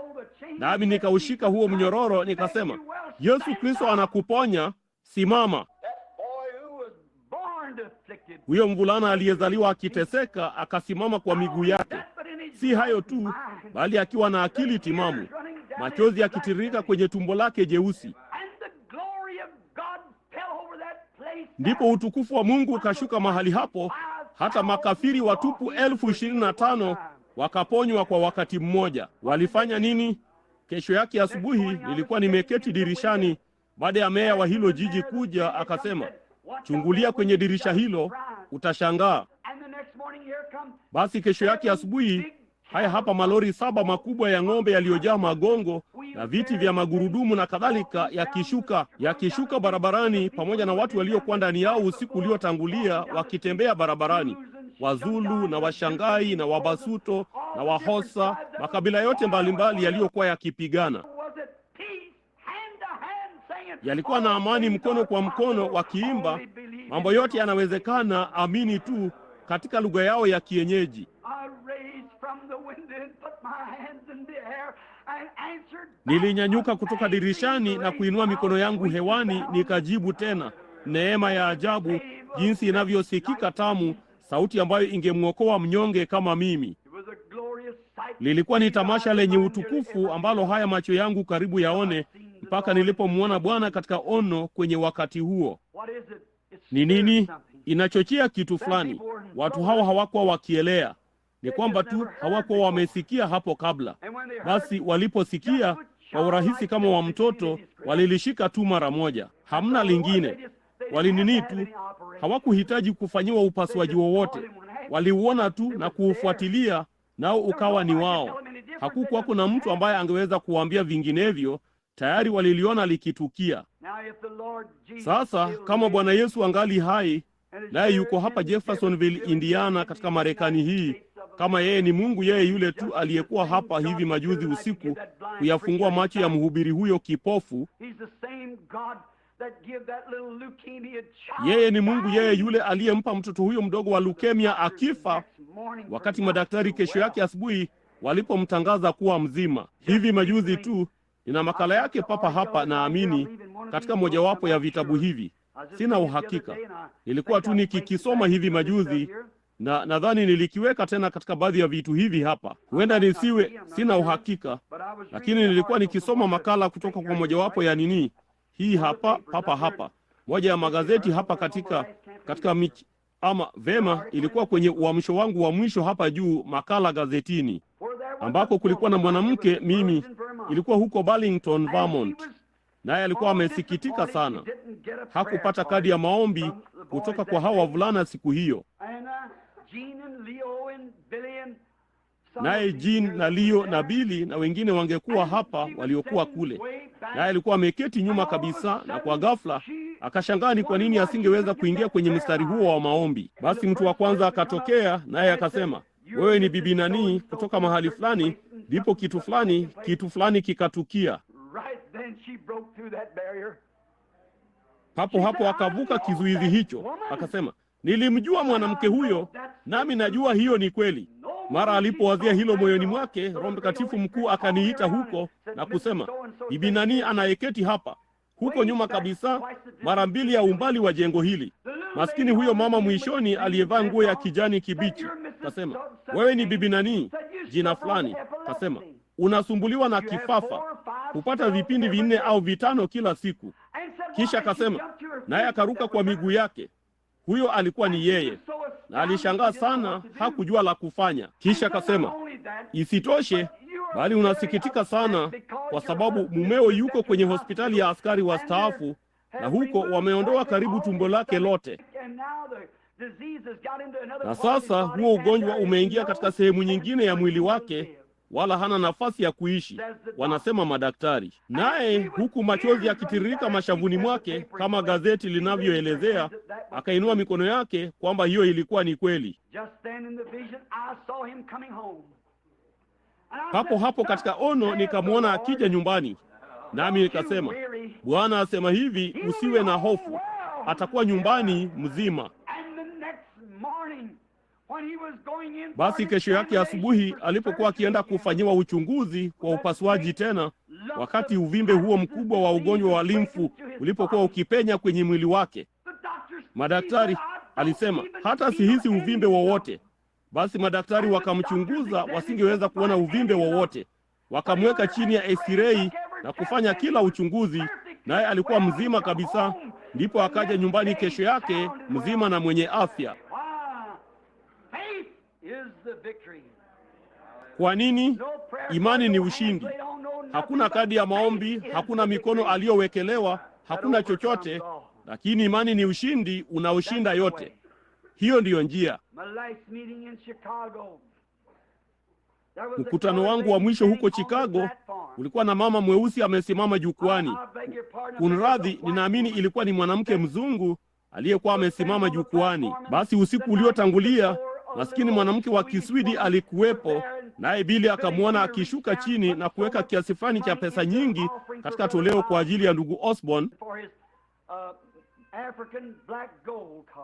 kwa wito wake wa Afrika wa dhahabu nyeusi, kampeni yake. Naye Bili akaniambia, maskini mwanamke yule aliyevaa lile gauni dogo la madoadoa, alipataje kiasi hicho cha pesa kuweka katika sadaka hiyo? Na kwa hiyo Bili alipoanza kutoka alisema, nipe kadi ya maombi mpenzi. Kasema, sina zingine. Akamwendea Jean ama Leo mmojawapo aliyekuwa akizisambaza na akauliza. Hawakuwa nazo tena. Kwa hiyo akasema, dada, nitakuona kesho usiku nikupe moja. Kasema, vema mpenzi. Naye anapanda juu kwenye roshani mahali fulani na kuketi chini. Kamwe sikujua hilo.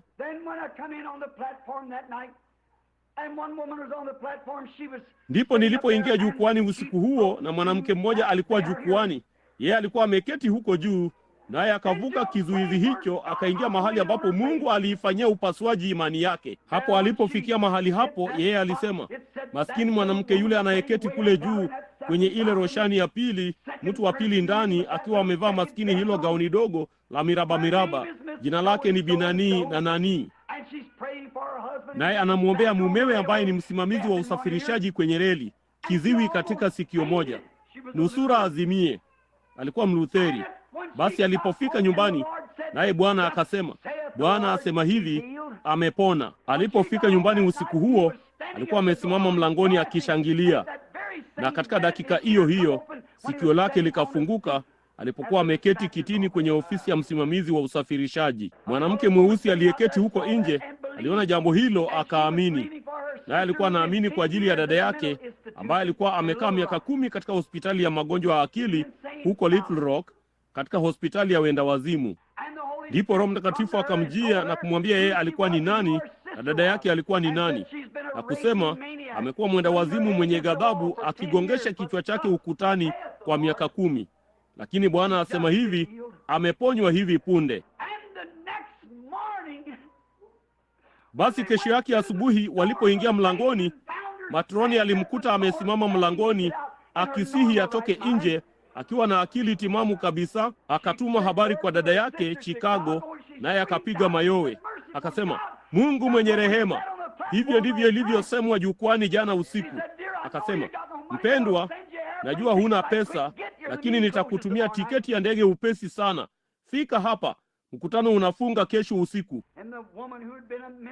Basi mwanamke ambaye alikuwa katika hospitali ya wenda wazimu miaka 10, usiku uliofuata tu alisimama jukwani na kumsifu Mwenyezi Mungu. Ilikuwa ni nini? Dada yake alipenya mahali hapo pa mambo ya ulimwengu. Mambo ya ulimwengu hayamaanishi tu kuvuta sigara na kunywa pombe na kufanya maonyesho. Yanamaanisha kutokuamini. Alipitia hayo yote mpaka akagundua kwamba imani yake inashinda. Akasema, kama Mungu anaweza kufanya hivyo kwa ajili ya mwanamke huyo mzungu, Mungu anaweza kufanya hivyo kwa ajili yangu, mwanamke mweusi. Mungu alifanya hivyo, na Mungu atafanya hivyo kila wakati imani yetu inaposhinda shaka, haijalishi ni mbaya kiasi gani. Yeye yu hai. Je, kuna watu wote hapa ambao ilitokea walikuwa Chicago usiku huo, waliomsikia huyo mwanamke akishuhudia? Inueni mikono yenu. Vema, naam, angalia pande zote hapa. Hakika alikuwa pale, mwanamke ambaye alikuwa hospitalini miaka hii yote. Ni nini? Imani ni ushindi. Sasa Yesu yeye yule yuko hapa usiku wa leo. Basi kama ninaweza kuiachilia imani yangu kwa ahadi yake, basi yeye atarudi moja kwa moja na kufanya jambo lile lile. Kama unaweza kuiachilia imani yako kwenye ahadi, kama atamfanyia yeyote wenu mnaoketi huko nje kwenye kusanyiko hilo, je, mtaamini yeye angali hai? Je, hivyo ndivyo alivyofanya alipokuwa duniani? Je, hivyo ndivyo mitume walivyofanya? Paulo alimtazama mtu huyo na kadhalika. Na huku Yesu akimwambia yule mwanamke kisimani, yule mwanamke alipoligusa vazi lake akatoka nje na kuketi, yeye aligeuka akasema, ni nani aliyenigusa mimi? Hakujua ni nani aliyemgusa, kwa hivyo akasema, ni nani aliyenigusa mimi? Wote wakakana. Akasema, lakini nimekuwa dhaifu, nguvu zimenitoka. Naye akatazama huku na huku mpaka akamwona yule mwanamke aliyekuwa amefanya jambo hilo.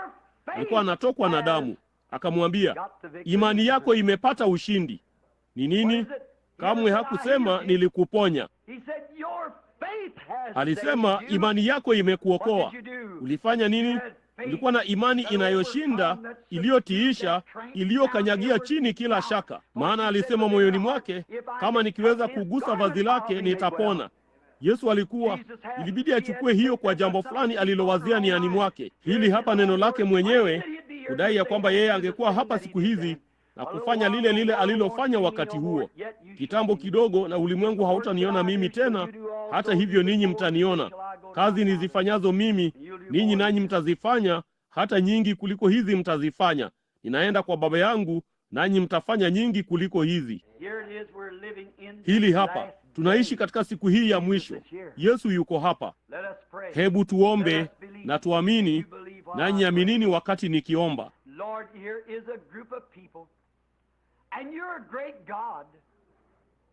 Bwana, hili hapa kundi la watu, nawe ni Mungu mkuu. Tunaona katika Biblia ambapo uliwaponya makutano,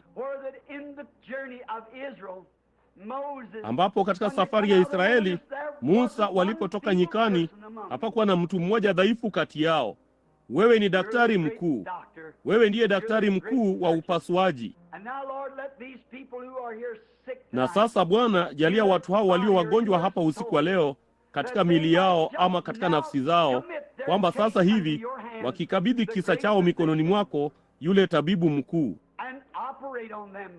nawe uwafanyie upasuaji Baba, kiasi kwamba mashaka yao yote yangeondolewa. Sasa neno lako lilisema ya kwamba wewe ni yeye yule jana, leo na hata milele. Tunakuomba utumie hicho kama kisu, na ukishushe kisu hicho na kujitangaza mwenyewe kuwa ni yeye yule. Nitakuwa pamoja nanyi hata ndani yenu. Halafu basi Bwana, watu watakapoona ya kwamba wewe uko hapa, imani yao na ipande juu ya kila ugonjwa ulioko katika hili jengo, wa dhambi au magonjwa, na waponywe.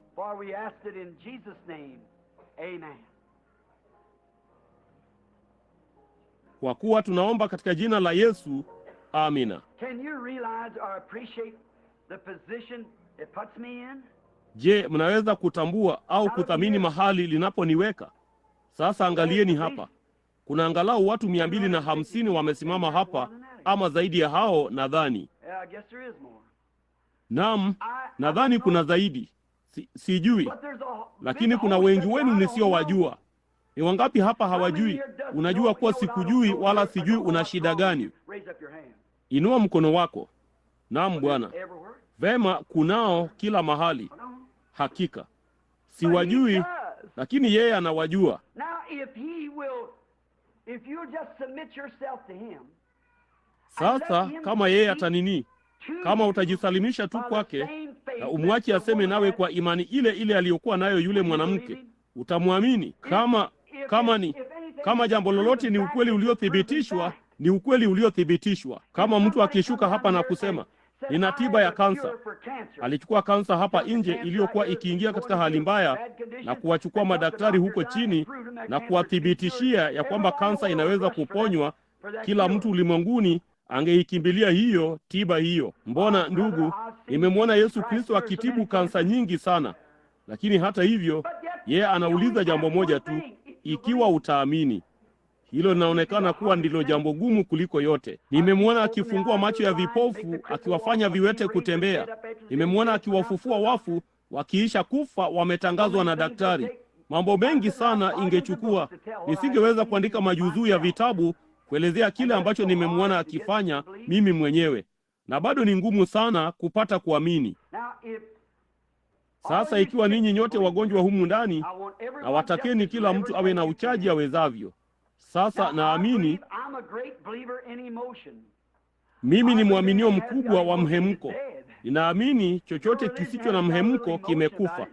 Kama dini yako haina mhemko kidogo juu yake, afadhali uizike.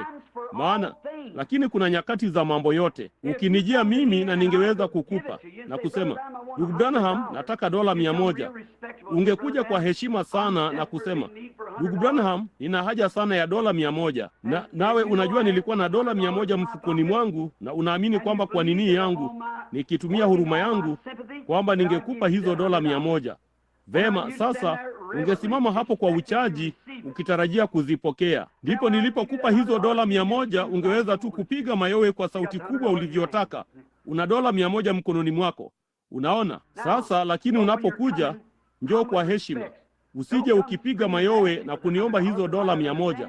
Huenda nisikuelewe. Unaona? Lakini njoo uniombe. Ndipo nikikupa hizo $100, basi anza kupiga mayowe. Kwa hiyo wakati, hebu tumjie Mungu na kumwomba ampeleke Roho wake Mtakatifu ndani ya kuta au nje ya kuta, popote pale. Sijali umesimama wapi. Popote pale, sijali. Kama ni nchini kote, nawe unamwombea mtu fulani, yeye atamleta. Basi hebu tuone. Mungu alisema, nithibitisheni mimi. Hiyo ni njia nzuri ya kuthibitisha kama Mungu ni Mungu au la. Nithibitisheni mimi, asema Bwana. Sasa kama yeye ni Mungu basi, na tunajua ndivyo alivyo, hebu na tumuombe afanye mambo hapa usiku wa leo aliyofanya, na ndipo hutalazimika kuja hapa juu. Na kama itafanywa angalau watu 3 tofauti kote humu jengoni, kama ikitokea, kama itawagusa watu ninaowajua, sitaki kumkubali huyo kama mmoja, mnaona, ninalitaka hivyo kwa mtu ambaye simjui. Sasa kuhusu kuyajua magonjwa, kuna mtu mmoja tu hapa ndani ninayemjua kwa ugonjwa wowote, na huo sio ugonjwa. Huyo ni maskini rafiki yangu mwema na wakupendeza, Edith Wright, anayeketi kule nyuma. Ninamfahamu. Alikuwa ameteseka kwa miaka kadhaa. Tulimwombea wala kamwe maumivu yakaisha, basi yamekwisha kwa muda mrefu. Lakini Bwana hajapata kumkomboa huyu msichana kutoka kwa mateso yake. Ninajua tatizo la Edith. Nje ya huyo, sijui mtu yeyote humu ndani una ugonjwa gani. Lakini ikiwa unanijua, basi afadhali iwe hivyo, ili kwamba uone ya kwamba si mimi, ya kwamba ni Bwana. Sasa wewe omba, nitaomba, na tumwamini tu Bwana. Na sasa dada Gati, polepole tu uwezavyo, nataka ucheze tabibu mkuu sasa yu karibu, Yesu mwenye huruma. Ninatazama huku kwa ndugu Banks Wood, rafiki yangu. Yeyote anajua, anayemjua ndugu Wood hapa maskanini, yeye ni mmoja wa wadhamini hapa. Lakini hapo awali alikuwa shahidi wa Yehova. Hili hakika lilikuwa ni jambo kubwa kwake, lakini alipokuja Louisville na kumwona Bwana akifanya jambo fulani, alikuwa na mvulana aliyelemaa, kitu kama polio kilikuwa kimeupinda mguu wake kabisa, naye aliifuatilia hiyo mikutano. sikuwahi kusikia habari zake. Lakini alipopanda kuja hapa kwenye mahali fulani, nilirudi kutoka nchi za ng'ambo, kutoka Uswidi, akiwa ameketi kule nyuma kabisa jengoni usiku huo. Bwana Yesu akamwita mvulana huyo David na kumponya. Na leo hii mvulana huyo karibu hajui ni mguu gani ulioponywa. Unaona? Lo, mamia ya mambo, ikiwa tu utaamini. Sasa wakati mmoja ninaoweza kukumbuka, na kwa kweli niliombea hilo. Nakumbuka ilikuwa ninaona baadhi ya waamishi, naamini ama labda Wamenoni, mojawapo jengoni, na maskini wasichana wamevaa kofia zao ndogo. Hao ndio tu walionifanya niwazie hilo. Nilikuwa huko Fort Wayne, Indiana, na kulikuwa na maskini msichana wa Menoni ambaye alikuwa amempokea Roho Mtakatifu. Au inawezekana alikuwa Mwamishi.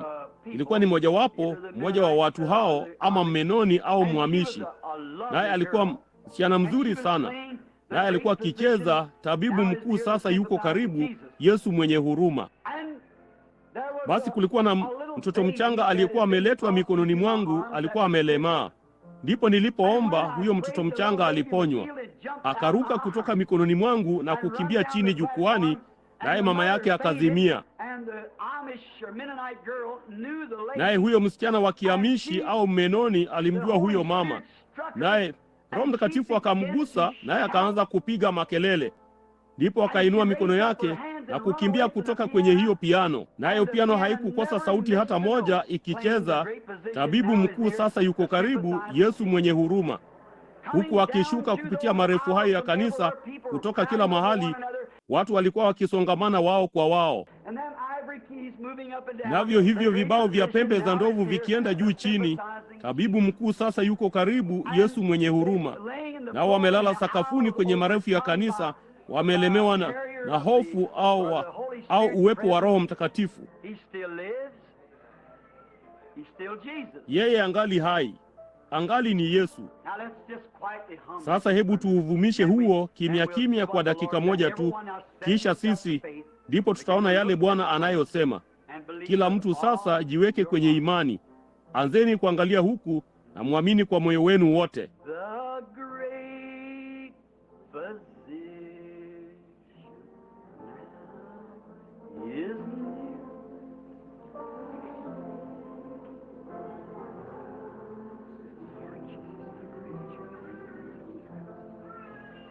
Bwana Yesu, ninaomba ya kwamba utafunua yale yaliyo katika mioyo hii katika jina la Yesu.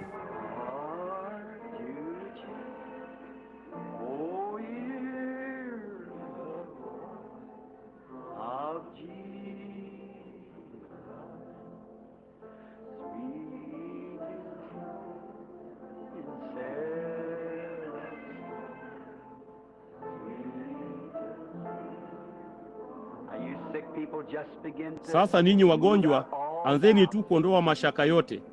Wengi wenu hamjawahi kuona hii awali. Semeni, ninaamini kwa vyovyote vile.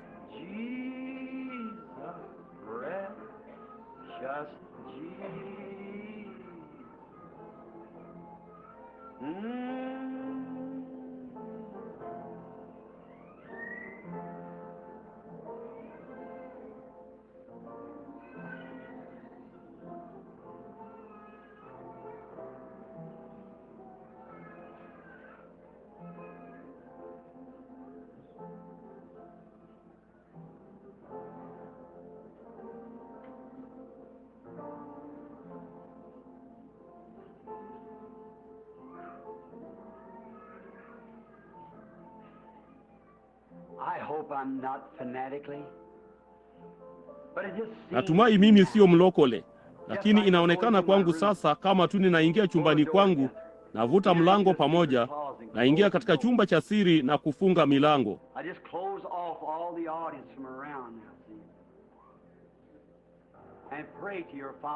Ninalifungia nje tu kusanyiko lote kutoka pande zote sasa, mnaona, na kumwomba Baba yenu aonaye kwa siri, na yeye aonaye kwa siri atakujazi hadharani.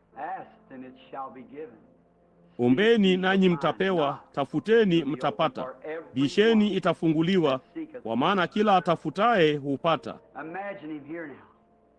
Hebu mwazie yeye akiwa hapa sasa. Yule unayemuona kwenye picha pale, ile nuru, ile duara ya nuru haiko mbali. Ni mpambanuzi wa mawazo, ni Kristo. Muda kidogo natoka kwa Mungu nami nitarudi kwa Mungu. Alirudi, akarudi moja kwa moja kwenye kile yeye alichokuwa.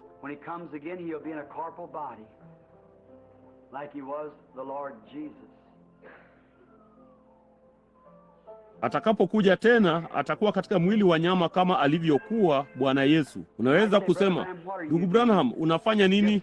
Ni kujisalimisha tu. Sasa hilo, nimesimama tu hapa. Haya si maonyesho sasa.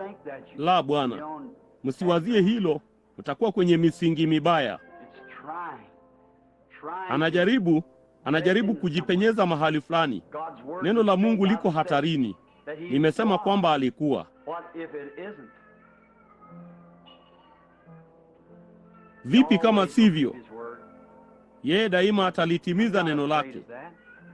Siogopi hilo.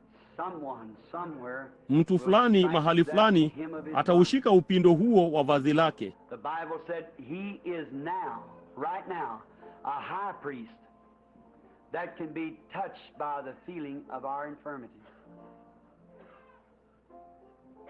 Biblia ilisema yeye sasa hivi ni kuhani mkuu anayeweza kuguswa na mambo ya udhaifu wetu.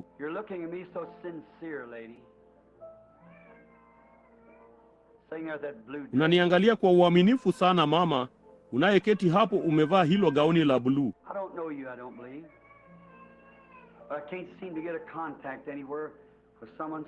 Sikujui, sidhani. Inaonekana siwezi kupata mawasiliano popote na imani ya mtu. Labda ingesaidia. Je, una haja na Mungu? Kama hatufahamiani, inua mkono wako. Sikujui, lakini unanijua. Vema, sina fununu ya kilichokuleta hapa. Sijawahi kukuona maishani mwangu nijuavyo mimi. Labda umekuwa kwenye mkutano wangu mahali fulani. Kama Bwana Yesu ataniambia shida yako ni nini, ungeamini. Itakubidi kuamini kama ni ukweli. Na labda hiyo itawapa wengine imani kuanza kutenda kazi. Unaona, sijui. Nimekuona tu umeketi pale ukinitazama. Karibu huja yaondoa macho yako kwangu. Uko karibu. Mwanamke huyu anayeketi mbele hapa na mfahamu. Watu hawa hapa najua. Sikufikiri nilikujua. Sikujui, lakini yeye anakujua. Na kama una haja, kama vile tu ulivyokuwa umesimama hapa jukwani. Naam. Sasa mtu yeyote anaweza kuona. Natumaini unaweza. Inaonekana kwangu ya kwamba huyu mwanamke anafifia sana. Lakini ana jambo jingine kasoro. Ana ugonjwa wa ngozi. Hiyo ni kweli. Inua mkono wako kama hiyo ni kweli. Uko mwilini mwake ambao hauonyeshi, lakini anao. Hiyo ni sahihi. Unaona, mawasiliano tu. Wakati yeye alisema tutazame sisi, na wakati walipomkazia macho, Paulo akasema, ninaona kwamba una imani ya kuponywa. Vipi kuhusu maskini mama huyo anayeketi karibu nawe? Kwa namna fulani ilipenya kizuizi ikaja kwake, kwa maana alikuwa akiomba pia. Sikujui wewe, hatufahamiani. Hiyo ni kweli. Ikiwa Roho Mtakatifu atanifunulia shida yako ni nini, au uko hapa kwa sababu gani, au kitu fulani katika maisha yako ambacho unajua sijui, utaamini kuwa ni kwamba nguvu hizo, nguvu zisizoonekana, zinatoka kwa Kristo. Nataka kukuuliza jambo fulani.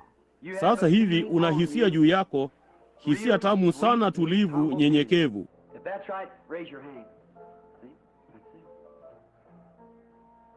Ikiwa hiyo ni kweli, inua mkono wako. Unaona? Ndivyo ilivyo. Papo hapo juu yako inasimama nuru ile. Nawe unasumbuliwa na shida kutoka kwa miguu na nyayo za miguu yako.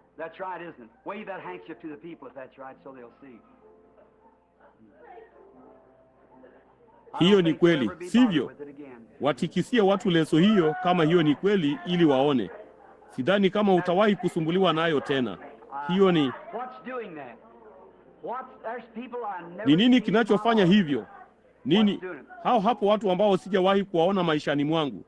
Ni nini kinachofanya hivyo? Hao ni wawili. Kuna kijana anayeketi papo hapo karibu na mwanamke huyo papo hapo sasa, naye alianza kulia mara hiyo ilipopiga. Ni kitu fulani kuhusu mwanamke huyo? Hapana, ni huyo kijana mwanamume mwenyewe. Anasumbuliwa na koo lake na kichwa.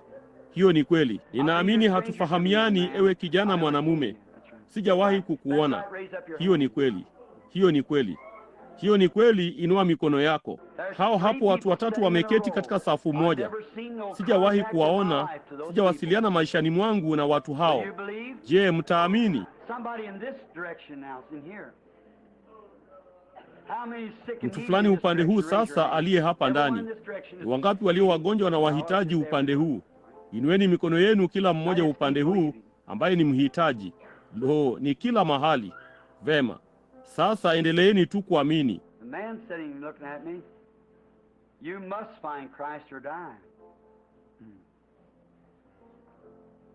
Mtu huyu anayeketi akiniangalia, huna budi kumpata Kristo, la sivyo utakufa. Kansa ingekuua. Mungu ndiye mponyaji.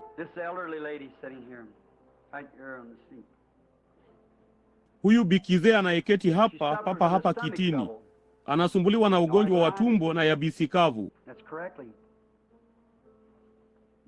Hiyo ni kweli.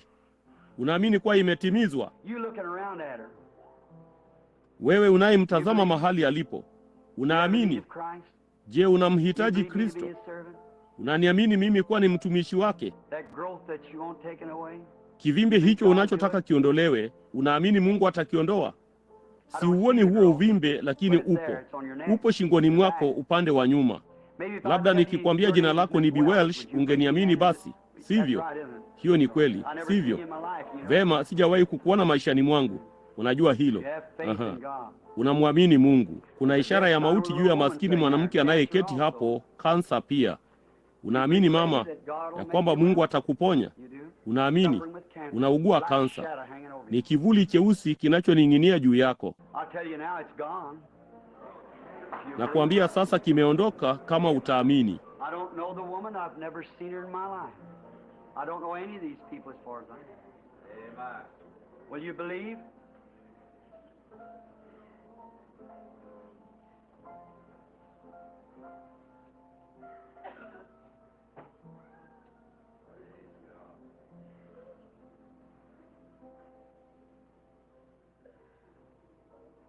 Simjui mwanamke huyo. Sijawahi kumuona maishani mwangu. Sijui hata mmoja wa watu hawa nijuavyo mimi. Mtaamini? Ninamtazama mwanaume. Sidhani kama nimewahi kumuona hapo awali maishani mwangu. Anasumbuliwa na ngiri.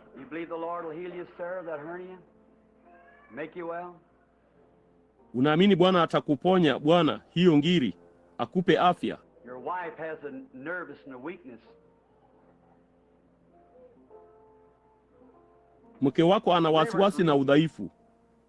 Kasisi Reed, hilo ndilo jina lako. I don't know you. Sikujui wewe. Wewe si wa nchi hii kwa vyovyote vile. Umetoka Ohio. Hiyo ni kweli. Kama hiyo ni kweli, inuka. Yote yamekwisha sasa, kwako na kwa mke wako, nyote wawili. Believe with all your heart. Can you now believe?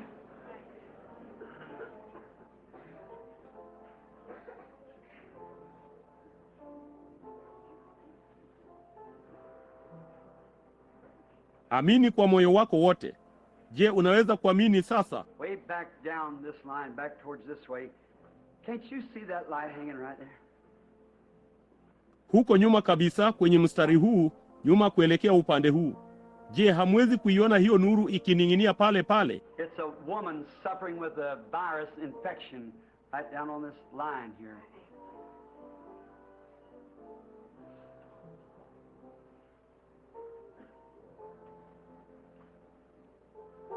Ni mwanamke anayesumbuliwa na maambukizi ya virusi moja kwa moja kwenye mstari huu hapa. You're not from this city.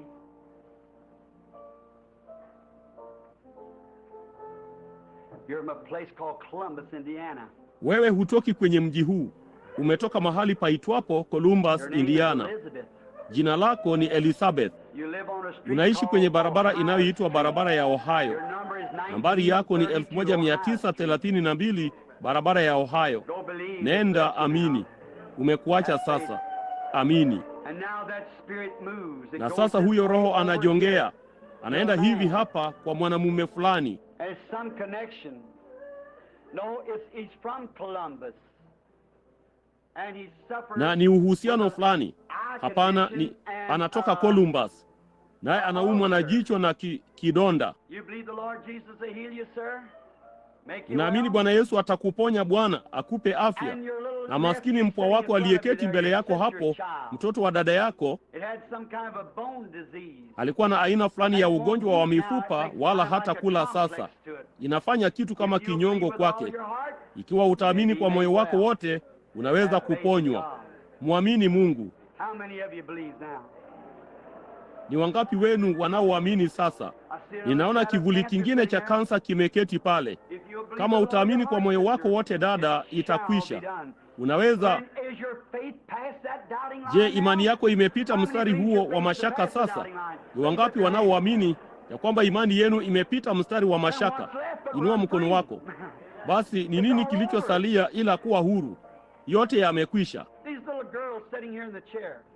Wasichana hao wadogo wanaoketi hapa kitini ninawajua. Sikuwajua ninyi kuanzia jana usiku, lakini ninawajua sasa. Nilisikia habari zenu leo hii kutoka kwa mke wangu. Jina la mama yenu lilikuwa Falkerson kabla ya kuolewa. Na huo ni ugonjwa ambao hakuna mtu anayejua chochote kuuhusu. Vidole vyenu vinashikwa tu na maambukizi, na mnashikwa na kitu kama ugonjwa wa damu au kitu fulani mikononi mwenu, na muda si muda mwajua vidole vinatoka na kadhalika. Ninyi nyote wasichana wawili wadogo. Ninyi ni wasichana wawili warembo. Na mjua mama yenu. Bibi yenu aliponywa usiku mmoja nilipomwendea miaka 20 na kitu iliyopita akiwa na TB. Hiyo ni kweli. Bi Falkerson. Mungu amkemee ibilisi huyo anayewazuia ninyi wasichana wadogo warembo. Nguvu zilizomfufua Yesu kutoka kaburini na zitupilie mbali kitu hicho kisiwasumbue tena. Ninasema hivyo kwa mamlaka ya neno la Mungu. Huna budi kumkasirikia ibilisi. Mungu hutupa ushindi. Tunao sasa hivi. Huu ndio ushindi uushindao ulimwengu, hiyo imani yenu. Ninyi nyote mnaoamini kwamba mmeponywa na nguvu zake, simameni kwa miguu yenu na mumpe yeye sifa kila mahali jengoni. Inueni mikono yenu sasa na hebu tumsifu yeye. Asante Bwana Yesu kwa nguvu zako za uponyaji. Hii ndiyo imani ishindayo. Huu ndio ushindi, imani yetu. Sasa tunawatangaza wameponywa katika jina la Bwana Yesu Kristo. Tujalie Bwana.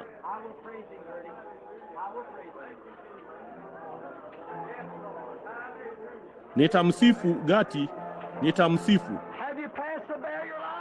Je, umepita mstari wa kizuizi?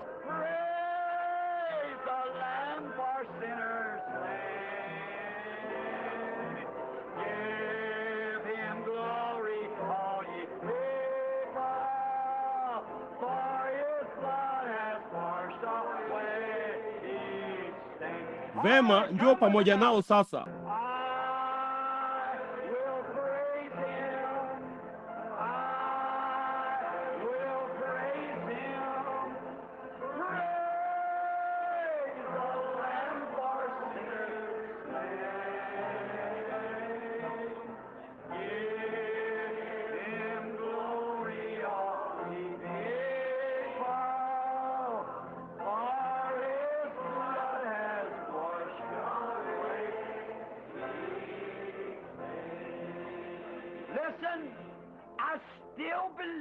Sikilizeni, ningali ninaamini marafiki kwamba hamwezi kupanda mwingie mahali pale.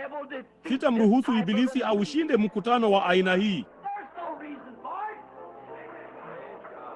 Hakuna sababu yake. Injili imehubiriwa, naye Kristo yuko hapa kuithibitisha. Ibilisi ni muongo. Ninyi kila mmoja mmeponywa na Yesu Kristo. Kazeni mwendo na imani hiyo hapo. Hiyo hapo ni yako. Usielee tena. Imarishwa pale Kalvari na umpe sifa na utukufu. Mwambie unampenda, mwambie unamthamini, na uupitie huo mstari wa utengano, naye Mungu atakuponya na kukupa afya. Kweli limaanishe, usiseme tu.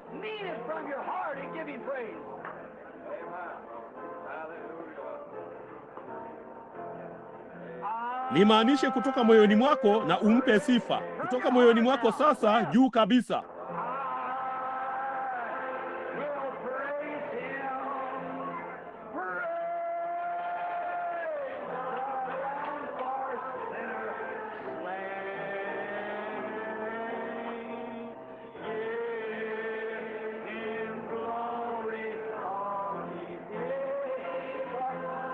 Mpeni sifa.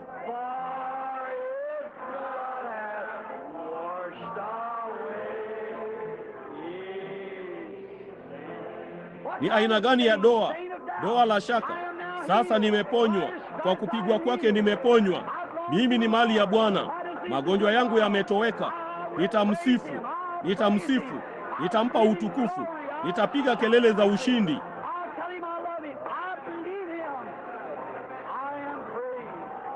Nitamwambia nampenda. Ninamwamini. Niko huru. Haleluya.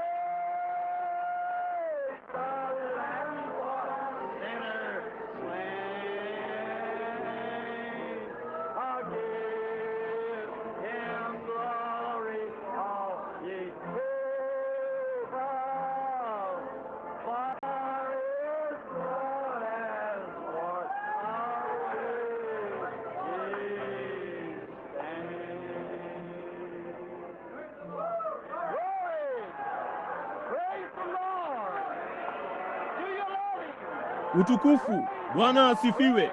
Mnampenda? Msifuni. Msifuni. Kristo mtukufu. Mungu mtukufu anayeishi milele sasa.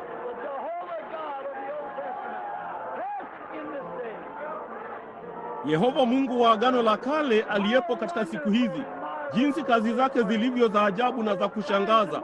Ishara zake na maajabu hayachunguziki.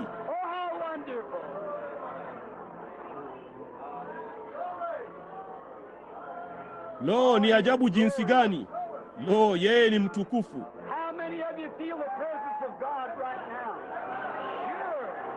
Ni wangapi wenu wanaohisi uwepo wa Mungu sasa hivi? Hakika. Sasa acha kila shaka litoweke kutoka kwenu. Mmeponywa. Kwa kupigwa kwake mmeponywa. Imekwisha. Msifuni na mumpe utukufu. Roho Mtakatifu akishuka pande zote humu jengoni. Ile duara kuu ya nuru ikizunguka mahali hapa. Ni ajabu jinsi gani!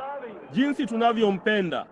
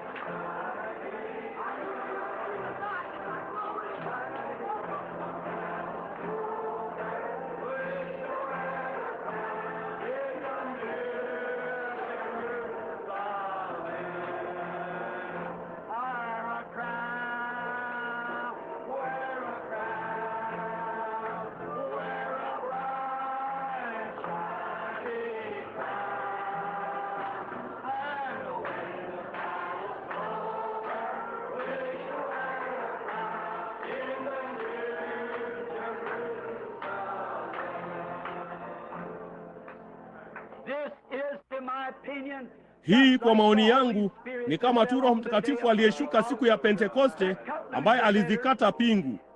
Ilitokea tu nimemwona ndugu Mmenoni amesimama hapa mkutanoni. Huko Indianapolis aliingia, naye alikuwa akishikwa na kifafa kwa miaka mingi sana. Naye Roho Mtakatifu akamwita mkutanoni, naamini ndivyo ilivyokuwa. Na hajawahi kamwe kuanguka tena. Bwana Mungu alimponya na kumfanya mkamilifu mzima. Mhubiri Mmenoni.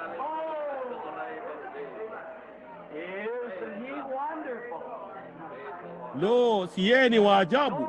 Hakuna ajuaye, kwa wale ambao wameonja wema wake, wanajua jinsi alivyo mwema. Sasa marafiki, nionavyo mimi, hii ndiyo ile dini ya kale, wakati Bwana Yesu Kristo anapokuja miongoni mwetu na kutubariki. Tuna furaha sana huko hapa. Ninaamini ya kwamba kila mtu aliye katika uwepo wa kiungu ni sasa hivi, kama imani yako imezamishwa na mashaka yote yako huko nyuma, uko huru sasa. Usidai kamwe ugonjwa wowote kuanzia sasa na kuendelea. Endelea. Ulikabidhi kisa chako kwa daktari mmoja, mkabidhi Yesu sasa.